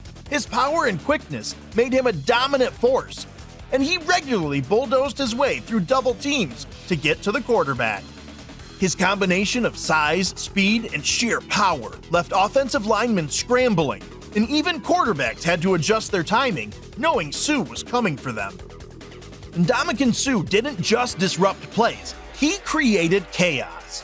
He was the kind of player who could control a game, not just by overpowering opponents, but by instilling a sense of fear and unpredictability. For those lining up against him, Suh was more than just a tackle. They were facing a relentless force who was prepared to make every play a personal battle. Next up is a player whose terrifying hits weren't the only thing opponents dreaded. He got inside their heads, dominating the mental game with his relentless trash talk. Standing at 6'1" and 290 pounds, John Randle might have been considered undersized, but his ferocity, speed, and unyielding energy made him one of the scariest players in NFL history. From his face paint to his legendary trash talk, everything about Randle screamed intimidation. Randle didn't just outplay his opponents, he outthought them. His trash talking was legendary. Offensive linemen not only had to contend with his raw talent, but also his psychological warfare. And when the ball was snapped, his speed and explosiveness turned every play into a nightmare for quarterbacks. He ended his career with 137.5 sacks, the most ever by a defensive tackle. One of Randle's most iconic performances came in a 1996 game against the Green Bay Packers, where he recorded 3.5 sacks and forced 2 fumbles, overwhelming even the resilient Brett Favre. Randall's relentless motor and passion meant he never let up, whether it was the first play of the game or the last. What made Randall truly terrifying was his energy. He played every snap with the intensity and unyielding toughness. Lott's career is filled with moments that exemplify his fearsome reputation. In a 1985 game against the Dallas Cowboys, Lott's finger was severely injured while tackling running back Timmy Newsome. Faced with the choice of undergoing surgery that would sideline him or amputating the tip of his finger to continue playing, Lott chose the latter, opting to have part of his pinky removed to stay on the field. This decision not only showcased his toughness, but also sent a clear message to opponents about his commitment and resilience. Lott's versatility allowed him to excel at both cornerback and safety, and his ability to read offenses made him a constant threat. He led the NFL in interceptions twice, with 10 in 1986 and 8 in 1991, and his 63 career interceptions rank among the best in league history. His hard-hitting style and instinctive play disrupted offenses and instilled fear in receivers who knew that crossing into his territory could result in a punishing hit. A 4-time Super Bowl champion and 10-time Pro Bowler, Lott's legacy is defined by his relentless pursuit of excellence and his ability to intimidate and dominate. He wasn't just a player, he was a force of nature on the field, and his presence alone was enough to alter the course of a game. Ronnie Lott's career is a testament to the impact a single player can have on the game of football. His intensity, toughness, and unwavering commitment made him one of the most feared and respected players in NFL history. If Ronnie Lott was the embodiment of relentless intensity, Ray Nitschke was the personification of raw, unbridled aggression on the football field. As the heart of the Green Bay Packers defense during the 1960s, Nitschke's presence was a constant source of dread for opposing offenses. Nitschke's career is replete with moments that underscore his fearsome reputation. In the 1962 NFL Championship game against the New York Giants, played under brutal conditions at Yankee Stadium, Nitschke's performance was nothing short of legendary. He recovered 2 fumbles and deflected a pass that led to an interception, earning him the game's Most Valuable Player award. His relentless pursuit and bone-jarring tackles were pivotal in the Packers' 16-7 victory, cementing his status as a defensive powerhouse. Known for his hard-hitting style, Nitschke was an athletic, all-around linebacker who also intercepted 25 passes over his career. His ability to read offenses and anticipate plays made him a constant threat, and his hits left a lasting impression on those who dared to cross his path. A 5-time NFL champion and 2-time Super Bowl winner, Nitschke's legacy is defined by his ferocity and leadership on the field. He was inducted into the Pro Football Hall of Fame in 1978, a testament to his impact on the game. Ray Nitschke wasn't just a linebacker, he was a force of nature, and his presence on the field was enough to alter the course of a game. With that, we've gotten to the moment you've all been waiting for. The scariest player in NFL history. Known for his relentless aggression, Rodney Harrison was a safety who played with a chip on his shoulder, and he made sure his opponents felt every ounce of it. He didn't just tackle, he punished, delivering hits that left wide receivers and running backs wary of crossing his path. Harrison's style was as fierce as it was controversial, racking up fines and suspensions throughout his career. But that only added to his mystique. He once knocked out 2 Colts receivers in a single game, sending a message that his territory wasn't a safe space to be. And for Harrison, that was exactly the point. Rodney Harrison wasn't just a defender, he was a guardian of the field, a player who turned every down into a battle. For anyone brave enough to challenge him, Harrison made sure they'd remember his name and think twice the next time. Knocking out 2 opponents might seem cool, but have you ever seen an NFL player catch the ball with their cheeks? Stay tuned to to watch the craziest NFL catches in history. From players catching balls with their cheeks to the offense, right? The hamstring, not the hamstring. It's the word. To catches so crazy, a player broke a world record. These are the 30th crazy catches in NFL history. Championship game. Well, Reed was going to have it. And first off is a player who makes a brave catch in the midst of a gangbang. This dude literally caught the ball in the middle of not one or two, but 3 defenders. That's just insane. Well, it's not as insane as number 29, where a player made a catch from a blind spot. Damn! Marty Booker really caught this ball with one hand as it was about to land. But what's more amazing were the defenders who had zero idea where the ball was. Sensational! But as sensational as Booker's catch was, it wasn't anything compared to what DeAndre Hopkins did against the Texans. The touchdown catch of the year. This man really got more than 6 senses, because how on earth did he miss the catch only to dive and catch it? Or did he palm that on purpose just to secure that touchdown? Well, regardless of anything, that was crazy.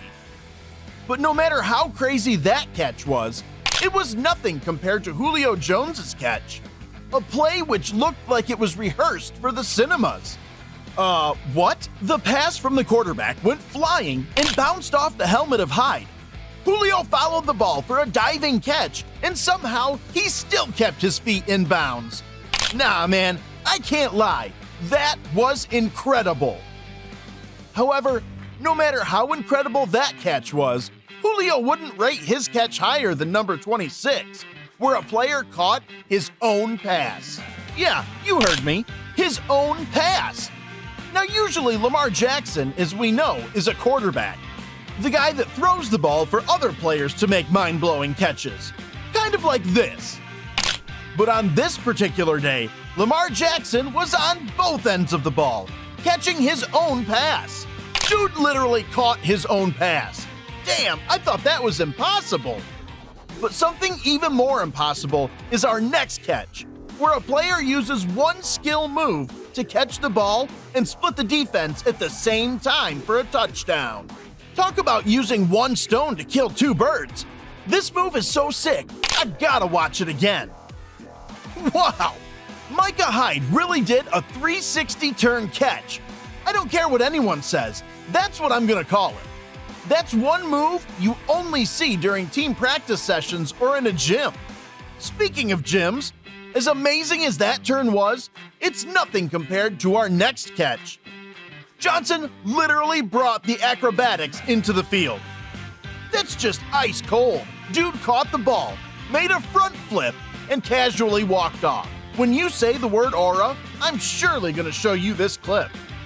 But then a friend asked me, what's the aura in that if he didn't score a touchdown? So I decided to take it up a notch as I introduced him to Martavius Bryant. With a superhero kind of move, Bryant catches the ball in a smooth flip and scores a touchdown. Now that's what you call aura with impact. Scoring a touchdown on a flipping move can be crazy, but not as crazy as number 22, where 2 catches happen in the same play. Now that looks like a glitch happening in real time. But still, that catch happened during a regular season game. Brandon Ayuk's catch happened during the playoffs. Okay, watch it closely and thoroughly. It went past Ayuk, through the opponent's hands, bounced off the dude's helmet, and Ayuk dove for it. I don't know what's crazier, the catch or the fact that this man gave all the credit to a bug? So he claims it's luck, a lucky catch. Well, that might be lucky, but there's nothing lucky about our next 10 catches. Yeah, I know what you're thinking. All those catches and we're still in the 20s? Hold on, because it's about to get crazier.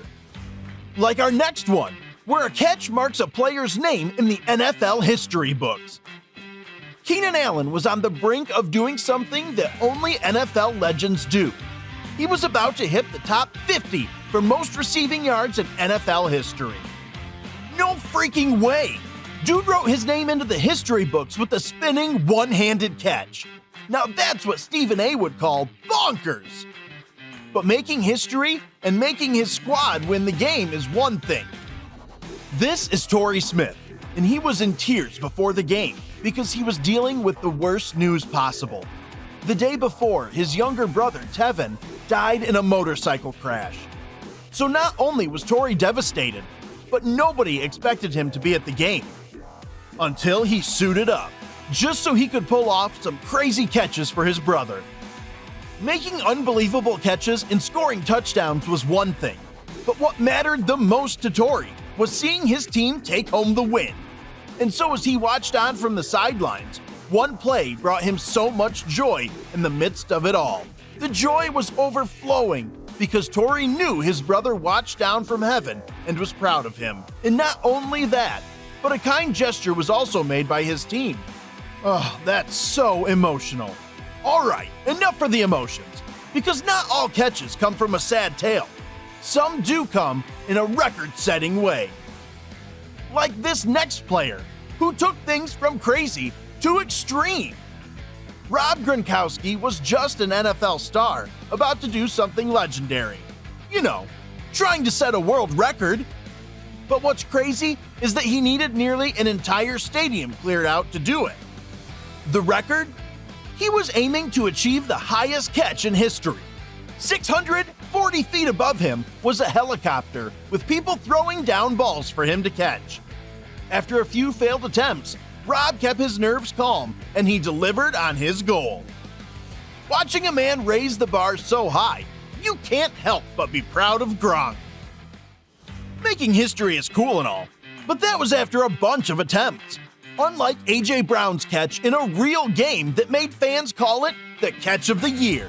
But let's first see this Cordarrelle Patterson game-winning catch that made many believe in miracles. With the Vikings down and the clock ticking, Cordarrelle Patterson came through with what fans now call the miracle at Michigan. Quarterback Teddy Bridgewater launches a pass that looks just a little out of reach, but Patterson dives, snags it midair, and keeps running. Not only did this catch change the game, it changed the Vikings season. Patterson's blend of speed and pure determination reminded us why he's one of the most electric players out there. But that catch wasn't as electrifying as this touchdown catch for a comeback. With only seconds left on the clock, Carter does what Carter does best, pulling off one of the most jaw-dropping catches of his entire career. It's a high pass, and Chris Carter reaches out with one hand, pulling the ball down like he's done 1,000 times. He somehow stays in bounds, all while taking on a defender. This catch wasn't just a touchdown, it was a testament to Carter's legacy. He made sure fans knew his name, one unforgettable catch at a time. But one catch they surely wouldn't forget is this catch that was so crazy, it made the refs and the commentators look stupid. Hold up, what does he mean that was close? Rewind the clip. Look really well. Dude's feet were literally in bounds. What do they mean by close? Well, that's how the touchdown was ruled out and canceled until it was challenged, and after some zebra conversations, the right call was finally made. Jake Bobo with an insane catch and touchdown.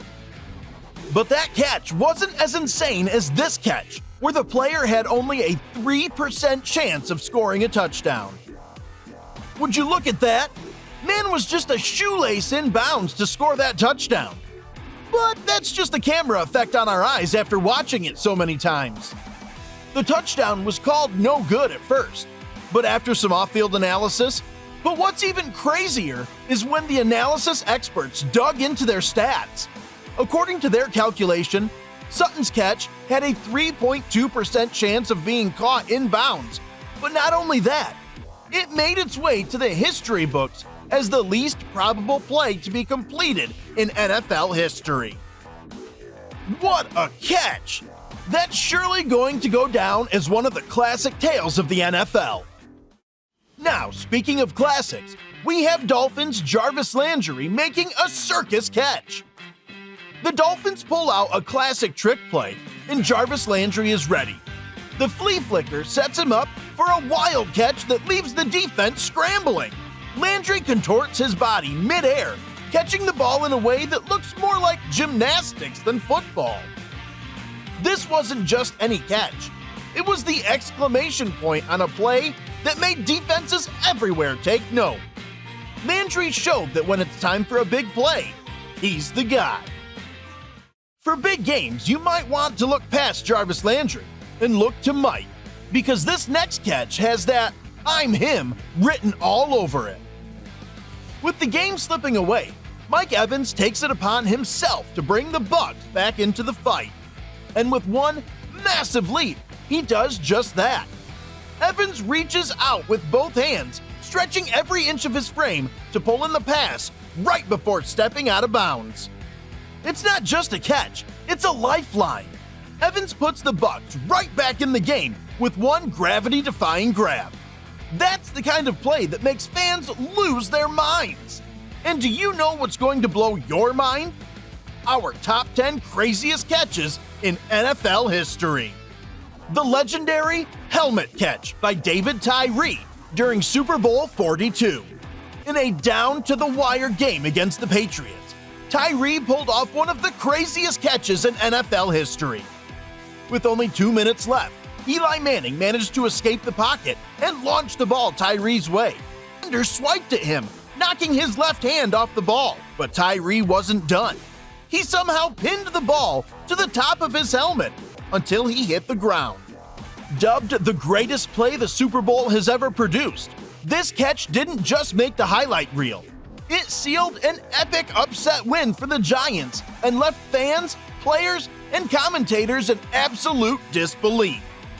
Tyree proved that sometimes making history isn't just about skill. It's about pure, unstoppable willpower. But for Odell Beckham, his will gave him the power to make a catch that practically broke the internet and redefined what it means to make a grab. Odell Beckham Jr.'s one-handed catch against the Dallas Cowboys in 2014. Absolutely unreal. When asked about it later, Odell played it off like it was the only way he could have caught the ball. Humble, right? Because what we saw was nothing short of football magic. It's Sunday Night Football. The stakes are high, and Odell's double covered. Imagine trying to catch a ball with one hand. It's like trying to eat soup with chopsticks. But Odell, he defies physics and makes it look like a breeze. With his body twisting in midair, he reaches up, snags the ball one-handed, and lands in the end zone as if he does this every day. For Beckham, though, it was just another day at the office. Another impossible catch added to his growing highlight reel. After Odell's jaw-dropping grab, we're stepping into miracle territory with the iconic Hail Mary from Aaron Rodgers to Richard Rodgers. With only seconds left on the clock, the Packers trailed Detroit 23-21, but Aaron Rodgers, he wasn't about to go quietly. Standing on his own side of the field, he chucked the ball so far it looked like it was heading for orbit. Seriously, it felt like the ball had its own passport. Then, out of nowhere, Richard Rodgers rose up in the end zone, snatching that ball from the heavens for the game-winning touchdown. Just like that, the Packers flipped the script to a 27-23 comeback victory in the final seconds, earning the NFL Play of the Year award for 2015, and even snagging the best play in North American sports at the 2016 ESPY Awards. If ever there was a moment that captured the magic of football, this was it. Let's focus on the toe-tapping legend himself, San Antonio Holmes. His Super Bowl winning catch against the Cardinals? That's not just a play, it's a masterclass in body control. I mean, seriously, who needs a spotlight when you can shine on your own like that?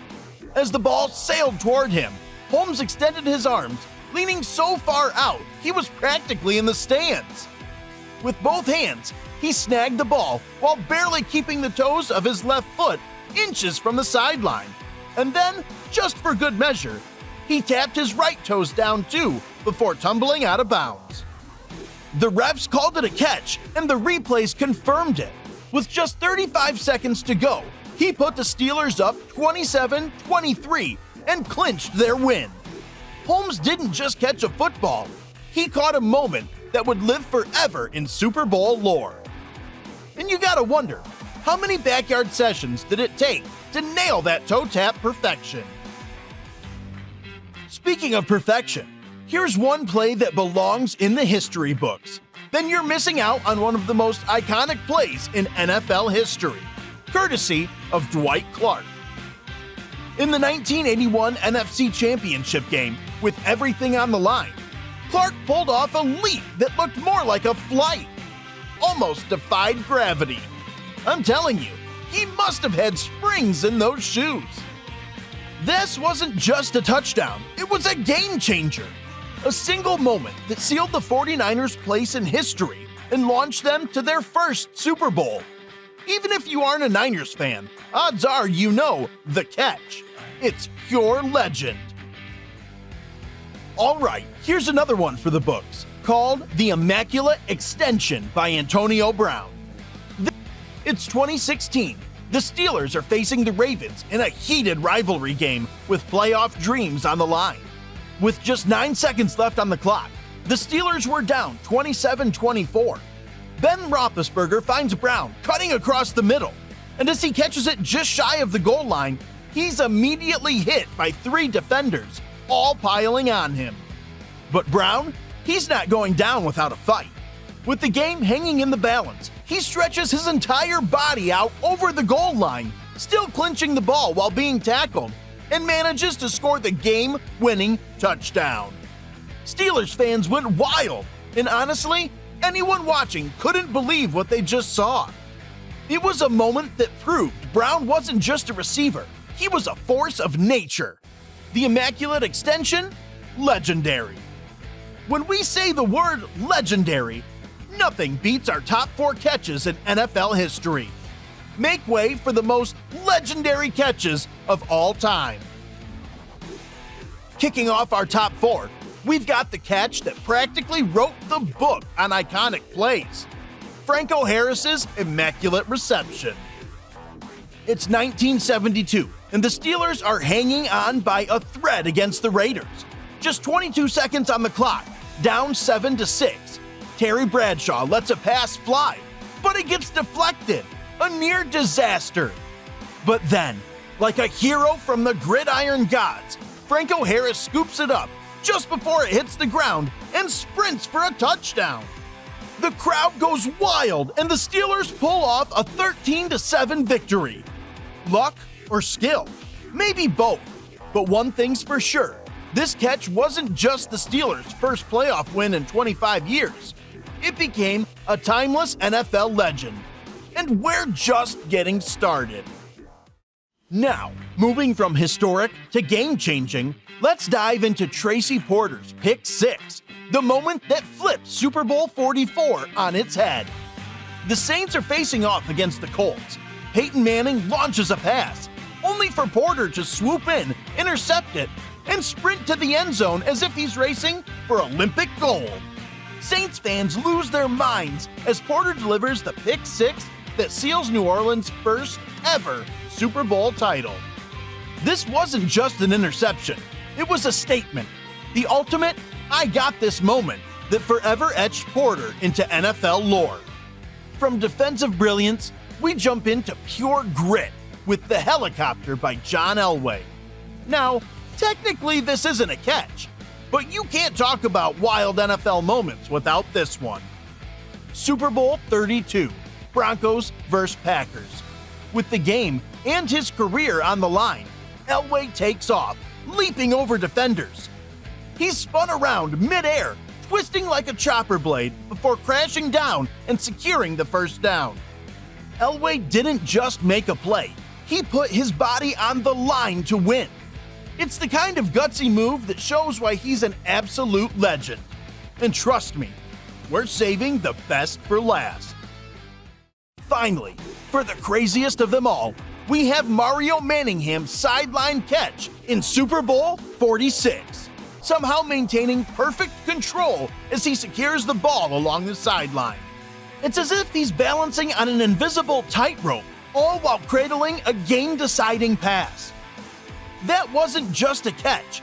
It was a masterclass in precision, focus, and sheer nerve. Manningham's sideline grab didn't just win the Giants a championship.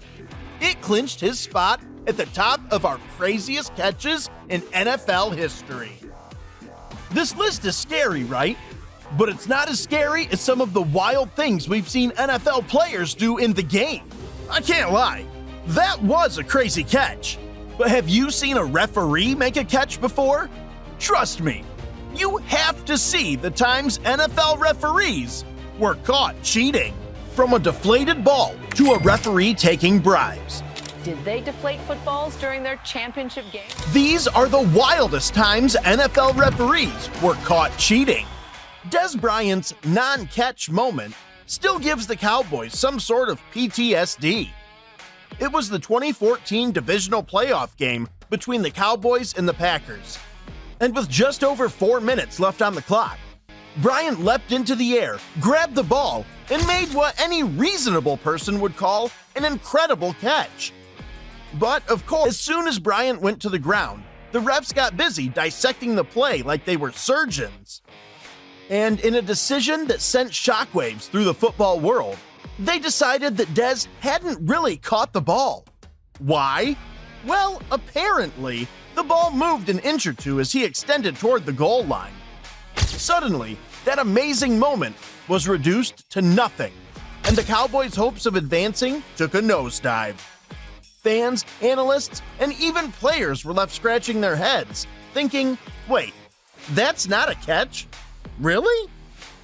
The ruling sparked a debate that lasted for years, one that ultimately led the NFL to revise the catch rule entirely. But the damage was done, and Bryant's would-be catch remains a prime example of officiating getting a bit too tangled up in technicalities. Infamy, and Cowboys fans still think they were robbed of a shot at glory. The refs weren't exactly heroes in the Dez Bryant saga, but that's just the warm-up.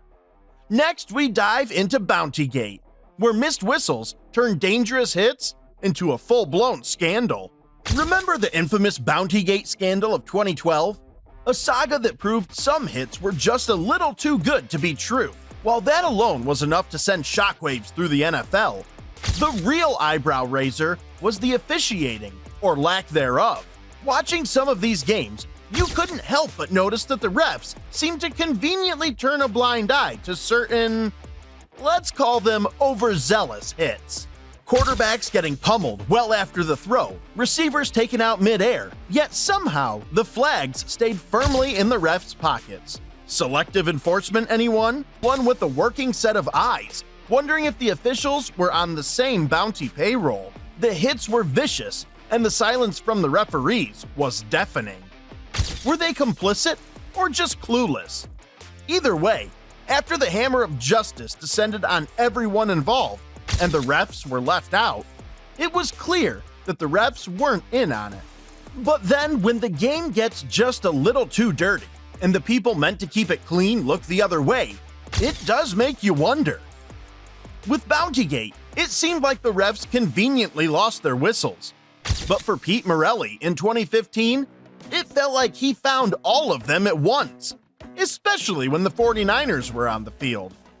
Who could forget Pete Morelli's magical officiating performance during the 2015 matchup between the 49ers and the Cardinals? And by magical, we mean that penalties seem to appear out of thin air, especially against the 49ers. 13 penalties in one game to be exact. Now, we all know that football isn't exactly a penalty-free sport, but the sheer number of flags thrown against San Francisco left fans shaking their heads and questioning if the refs were seeing ghosts. It wasn't just the quantity, though. It was the timing, the nature, and the fact that many of these penalties felt, let's say, debatable at best. It was almost as if every time the 49ers started to gain a little momentum, there was Morelli's crew, ready to step in with yet another yellow flag to bring things crashing down. The Cardinals, meanwhile, seemed to glide through the game untouched, which only added to the suspicion. Was it incompetence, or did Morelli and his team have some vested interest in tilting the scales? The frustration boiled over so much that 49ers fans took action. They actually created a petition to ban Morelli from officiating any more of their games. Of course, the NFL didn't officially endorse the idea that Morelli's crew was biased, but the damage was done. Fans had already made up their minds, and Morelli became a sort of villain in 49ers lore. Was it just a bad day for the Zebras, or something more sinister? One thing's for sure, that game left a sour taste in the mouths of San Francisco faithful, who couldn't help but feel like they were playing against more than just the Cardinals that day. If you thought Pete Morelli had a knack for questionable calls, wait till we rewind to 2012, when a crew of refs turned every game into a masterclass in officiating chaos. The replacement refs era of 2012 was an era that proved sometimes the substitutes just aren't ready for the big leagues. Picture this, the NFL's regular referees were locked out, and suddenly, a crew of replacements was put in charge of the biggest games in America. It was like watching someone try to land a plane with a manual and zero training. It got messy fast, and boy did the mistakes pile up. Extra time given to teams, phantom penalties, missed calls, you name it. They botched it. One of the more surreal moments was watching refs give extra plays to teams, almost as if they were handing out free samples. It wasn't long before players, coaches, and fans started openly questioning whether these guys even knew the rule book. And to be fair, who could blame them? The games felt less like professional sports and more like an experiment in chaos theory. Teams were getting penalized. Then every game seemed to end with players arguing in disbelief. The most infamous of these blunders was the Hail Mary between the Packers and Seahawks, a game that ended with two refs giving completely contradictory signals. The Hail Mary is the play that forever cemented the replacement refs era in NFL history as an experiment gone horribly wrong. It was the Packers versus the Seahawks in 2012, and what should have been a dramatic final play turned into one of the most confusing moments the league had ever seen. Russell Wilson launched a desperate Hail Mary into the end zone. As the ball descended, it was like watching a car crash in slow motion. Packers safety M.D. Jennings and Seahawks receiver Golden Tate both went up for it. Jennings clearly snagged the ball, but Tate, well, he had one hand on it. This is where things got interesting. Two replacement refs ran over, one signaling a touchdown and the other calling for a touchback. And what did we end up with? While Seattle celebrated a win that even some of their own fans had a hard time believing, if the refs had ever watched a game of football before, let alone officiated one. The backlash was instant and intense. Fans, analysts, and even players took to social media to express their disbelief, calling out the incompetence that had plagued the replacement officials all season. And it worked. Just days later, the NFL scrambled to strike a deal and bring the regular officials back, proving that even the league couldn't deny that things had spiraled out of control. The Hail Mary accelerated the return of the professionals, but not before it earned a permanent place in the history of NFL officiating blunders. Was it just inexperience or something more laughably misguided? Either way, it's a play that still leaves Packer fans seeing red, and Seahawks fans, well, maybe a little sheepish. After the Hail Mary, you'd think the refs might have learned their lesson about game-changing blunders. But in 2014, the Lions found out the hard way that somehow flags just magically disappear, especially when the Cowboys are involved. The 2014 playoff matchup between the Lions and Cowboys was a game that went from competitive to controversial in just one snap. It was late in the fourth quarter, with the Lions leading and facing a crucial third down. Matthew Stafford threw a pass to tight end Brandon Pettigrew, who was clearly interfered with by Cowboys linebacker Anthony Hitchens. The referee threw the flag for pass interference, and for a moment, it seemed like the Lions were set to move the chains. But as they suddenly got a case of cold feet, the officials decided to pick up the flag.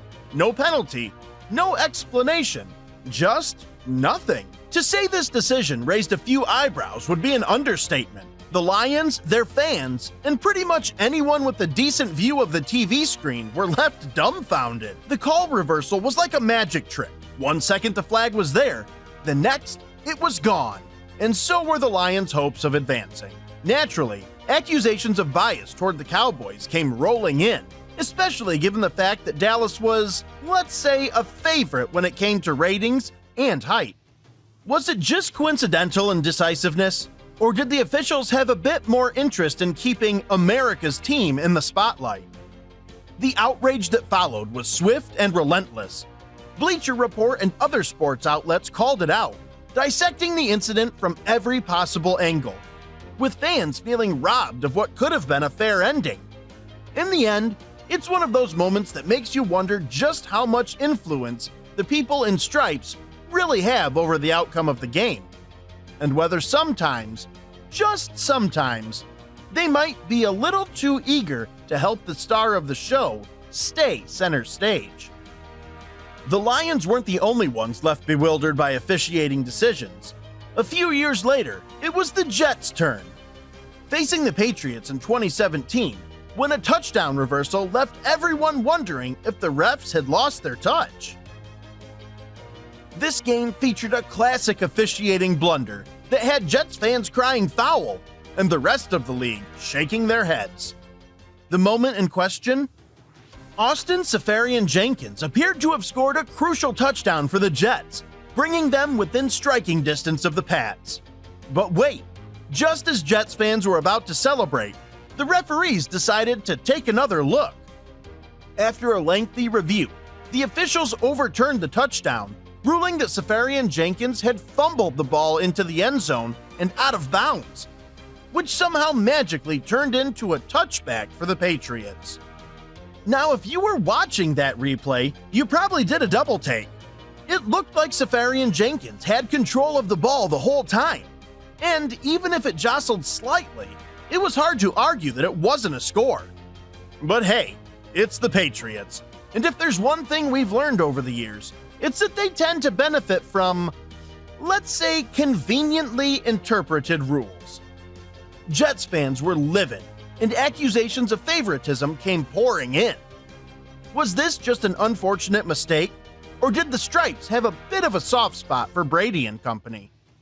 Whether it was incompetence or something more sinister, it was yet another reminder that sometimes the refs aren't just calling the game, they're shaping the narrative, one baffling decision at a time.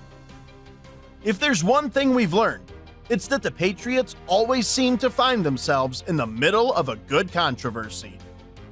And speaking of controversial moments, let's rewind to 2001, where the Tuck rule set the stage for a dynasty and left the Raiders feeling robbed. The Tuck rule game was a moment that Raiders fans still talk about in hushed, exasperated tones. It was the 2001 AFC Divisional Playoff, Patriots vs. Raiders, with a thick blanket of snow setting the stage for what would become one of the most infamous officiating decisions in playoff history. Late in the fourth quarter, Tom Brady dropped back to pass. Charles Woodson came flying in, and bam! The ball came loose. The Raiders recovered, and just for a second, it looked like Oakland had punched their ticket to the AFC Championship game. But hold on, the referees weren't ready to let that narrative take shape just yet. This was where the Tuck rule came into play. I'm talking about a rule so obscure, it made most of us wonder if the refs just pulled it out of a hat. After an eternity of reviewing the play, the officials somehow concluded that Brady's fumble was actually an incomplete pass. Apparently, his arm was tucking the ball back into his body, which, under this peculiar rule, meant no fumble. Now, to anyone watching, Raiders fans, casual viewers, heck, maybe even some Patriots fans, it sure looked like a textbook fumble. But somehow, the officials saw something different. It was almost like they were reading a rulebook the rest of us didn't have access to. That call changed everything. Instead of sealing the game, the Raiders found themselves backpedaling as the Patriots drove down the field, tied the game, and eventually won in overtime. And just like that, Tom Brady and the Patriots were on their way to their first Super Bowl. At this point, you're probably wondering, was it just a quirky rule? Or did the league have a vested interest in letting this up-and-coming quarterback and his storybook team keep their dream alive. The officiating left a lot of room for speculation, and to this day, the tuck rule is a prime example of how a seemingly small decision by the men in stripes can change the course of NFL history, conveniently for some more than others. After the tuck rule game, we all thought we'd seen it all. But then came Tim Donaghy, a referee whose influence didn't just rock the NBA, but supposedly spilled into the NFL as well. The Tim Donaghy influence allegations were a scandal that crossed the boundaries of sports itself. Now, Tim Donaghy was already notorious for fixing NBA games, but the story took an even wilder turn when he claimed that his influence reached into the NFL as well. Picture it, an NBA referee with a gambling problem who's already brought one league to its knees, now suggesting that NFL referees weren't exactly above a little nudge here or there. The mere idea that Donaghy might have had connections to NFL officials sent shockwaves across sports. Everyone interested was left questioning just how deep the rabbit hole went. How much influence did Donaghy really have? And more importantly, could the integrity of NFL officiating have been compromised all along? Did these claims ever get solid evidence to back them up? Not really. But the speculation was more than enough to leave a lingering shadow over NFL officiating. It wasn't just about Donaghy. It was about the possibility that other referees, those trusted to keep the game fair, might have had hidden agendas. Tim Donaghy's influence cast doubts across the sports world, but it was nothing compared to the outrage that followed the missed interference call in the 2018 NFC Championship game. The phantom pass interference call, or more accurately, lack of one, forever changed the 2018 NFC Championship game between the Saints and Rams. This one was a doozy, folks. In the fourth quarter, with the Saints just a play away from sealing their ticket to the Super Bowl, Drew Brees threw a pass to Tommy Lee Lewis. And then came Rams cornerback Nickel Robbie Coleman, who decided to take Lewis out early. Like, way early. You know, the kind of hit that would make any ref instinctively reach for their flag. Except, well, no flag came. The non-call left Saints players looking at the refs like they'd just forgotten what game they were officiating. And the fans? They were absolutely losing it. I mean, this was as blatant as pass interference gets. And somehow, every official on that field decided to turn a blind eye. It wasn't long before the outrage turned into something more. A sense that maybe, just maybe, the scales were tipped in favor of the Rams. The damage was done, and the Rams were on their way to the Super Bowl, while the Saints were left wondering what could have been. And if you thought that was bad, just wait until Bottlegate, where missed calls led to a stadium raining down chaos in Cleveland. The Bottlegate incident was one that turned a game between the Browns and the Jaguars into a chaotic mess and etched itself into NFL history. It was December 2001, with Cleveland facing Jacksonville, and the Browns were fighting tooth and nail to stay in the game. With less than a minute on the clock, Cleveland appeared to convert on a crucial fourth down, and the crowd roared, ready for their comeback story. But then, in a move that was definitely sus, the referees decided they weren't quite finished with their part in the game. After a painfully long review, long enough for everyone to think the decision was all but finalized, the officials decided to overturn the fourth down conversion, calling it incomplete. The timing couldn't have been worse. Fans were already celebrating, players were lining up, and suddenly, the refs threw a wrench in the entire situation. And let's be real, why the sudden review? And why the decision to change the call after the game seemed all but sealed? As expected, Browns fans didn't take this well. In fact, they didn't take it at all. Within seconds, the entire stadium seemed to erupt and the field was soon covered in a storm of beer bottles, trash, and anything else that was within arm's reach. Players, officials, coaches, everyone scrambled for cover as the Browns faithful expressed their rage. And honestly, who could blame them? After all, this wasn't just a typical bad call. It felt like the refs were rewriting the script at the very last second, robbing Cleveland of any chance they had left, from flying beer bottles to blown whistles. Next up, Ed Hockley's infamous fumble call that left Chargers fans fuming and Broncos fans celebrating. Ed Hockley's infamous botched fumble call is something that Chargers fans would probably love to erase from memory.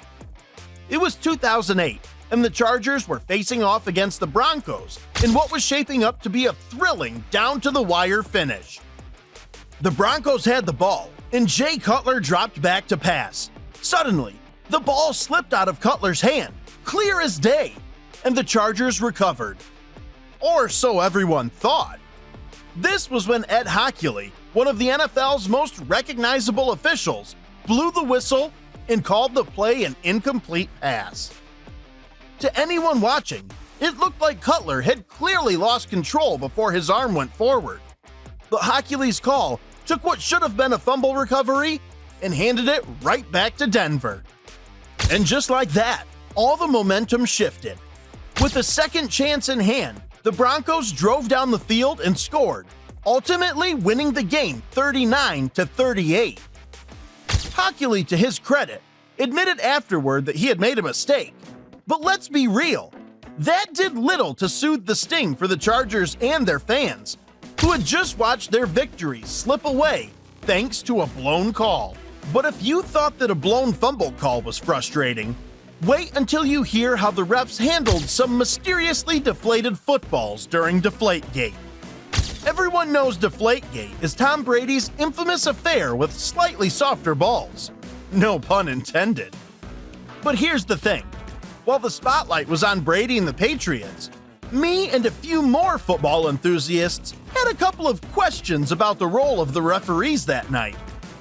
It was the 2014 AFC Championship game between the Patriots and the Colts, and after the game, it was revealed that several of the footballs used by New England were underinflated. Naturally, all eyes turned to Brady and the Patriots staff, but if you have a couple of cold ones and think about it a little deeper, you start to wonder, what about the officials? Shouldn't they have noticed something was off long before it blew up into a full-blown scandal? Because, the refs handle the footballs on every play, passing them around, setting them up, feeling the weight, the pressure. So how did an entire game go by without a single ref noticing that something wasn't quite right? Was it just an oversight? Or was there a hint of complicity in letting the Patriots get away with it? After all, this was a high-stakes game, and Brady was on his way to yet another Super Bowl. Maybe the refs didn't want to be the ones to derail that story. Maybe, just maybe, they noticed, but decided it wasn't worth the hassle of making a scene on such a big stage. The questions have never really gone away, and while Brady took most of the heat for Deflategate, the officiating crew walked away relatively unscathed, despite the fact that their job is literally to notice things like that. It cast a shadow over officiating practices and raised doubts about whether officials are sometimes willing to turn a blind eye when it benefits the right team. Was it incompetence, negligence, or something more deliberate? We'll never know for sure. But now, we've made it to number one. The wildest moment an NFL referee was caught cheating. Allow me to take you back in time to the coin flip controversy. A moment so bizarre, it left fans scratching their heads and players fuming. This was Thanksgiving Day in 1998. The Detroit Lions were facing off against the Pittsburgh Steelers, and the game had gone into overtime. Now, overtime coin flips are supposed to be straightforward, right? One team calls it, the coin flips, and you either win possession or you don't. But this time, referee Jerry Markbrett managed to turn the simplest part of the game into a controversy that's still talked about today. Steelers running back Jerome Bettis clearly called tails as the coin went up. But somehow, Mark Bright heard something else. He claimed Bettis called heads tails, which, let's be honest, sounds more like a weird hiccup than an actual coin call. Without batting an eye, Mark Bright awarded possession to the Lions, leaving Bettis and the Steelers in stunned disbelief. Detroit went on to score and win the game, while Pittsburgh was left standing there, wondering what had just happened. Bettis was this close to telling Mark Bright to square up. Was this just a classic case of miscommunication, or was there something more going on? The Lions were at home, and it wouldn't be the first time a controversial call seemed to lean in favor of the hometown team. Mark Bright was one of the league's most seasoned referees, someone who should have been able to handle a coin flip without turning it into a conspiracy theory. And yet, the outcome left a bad taste in the mouths of Steelers fans everywhere. This just shows how even the smallest part of the game, like a simple coin toss, can go horribly wrong when the refs drop the ball, leaving everyone questioning just how fair things really are. Coin tosses, deflated balls, and outright corruption. These refs like to move funny. Still, they always struggle to keep up with some NFL players. I'm talking about players moving like cheetahs, and a guy faster than Usain Bolt. Click on the next video to find out the fastest NFL players in history.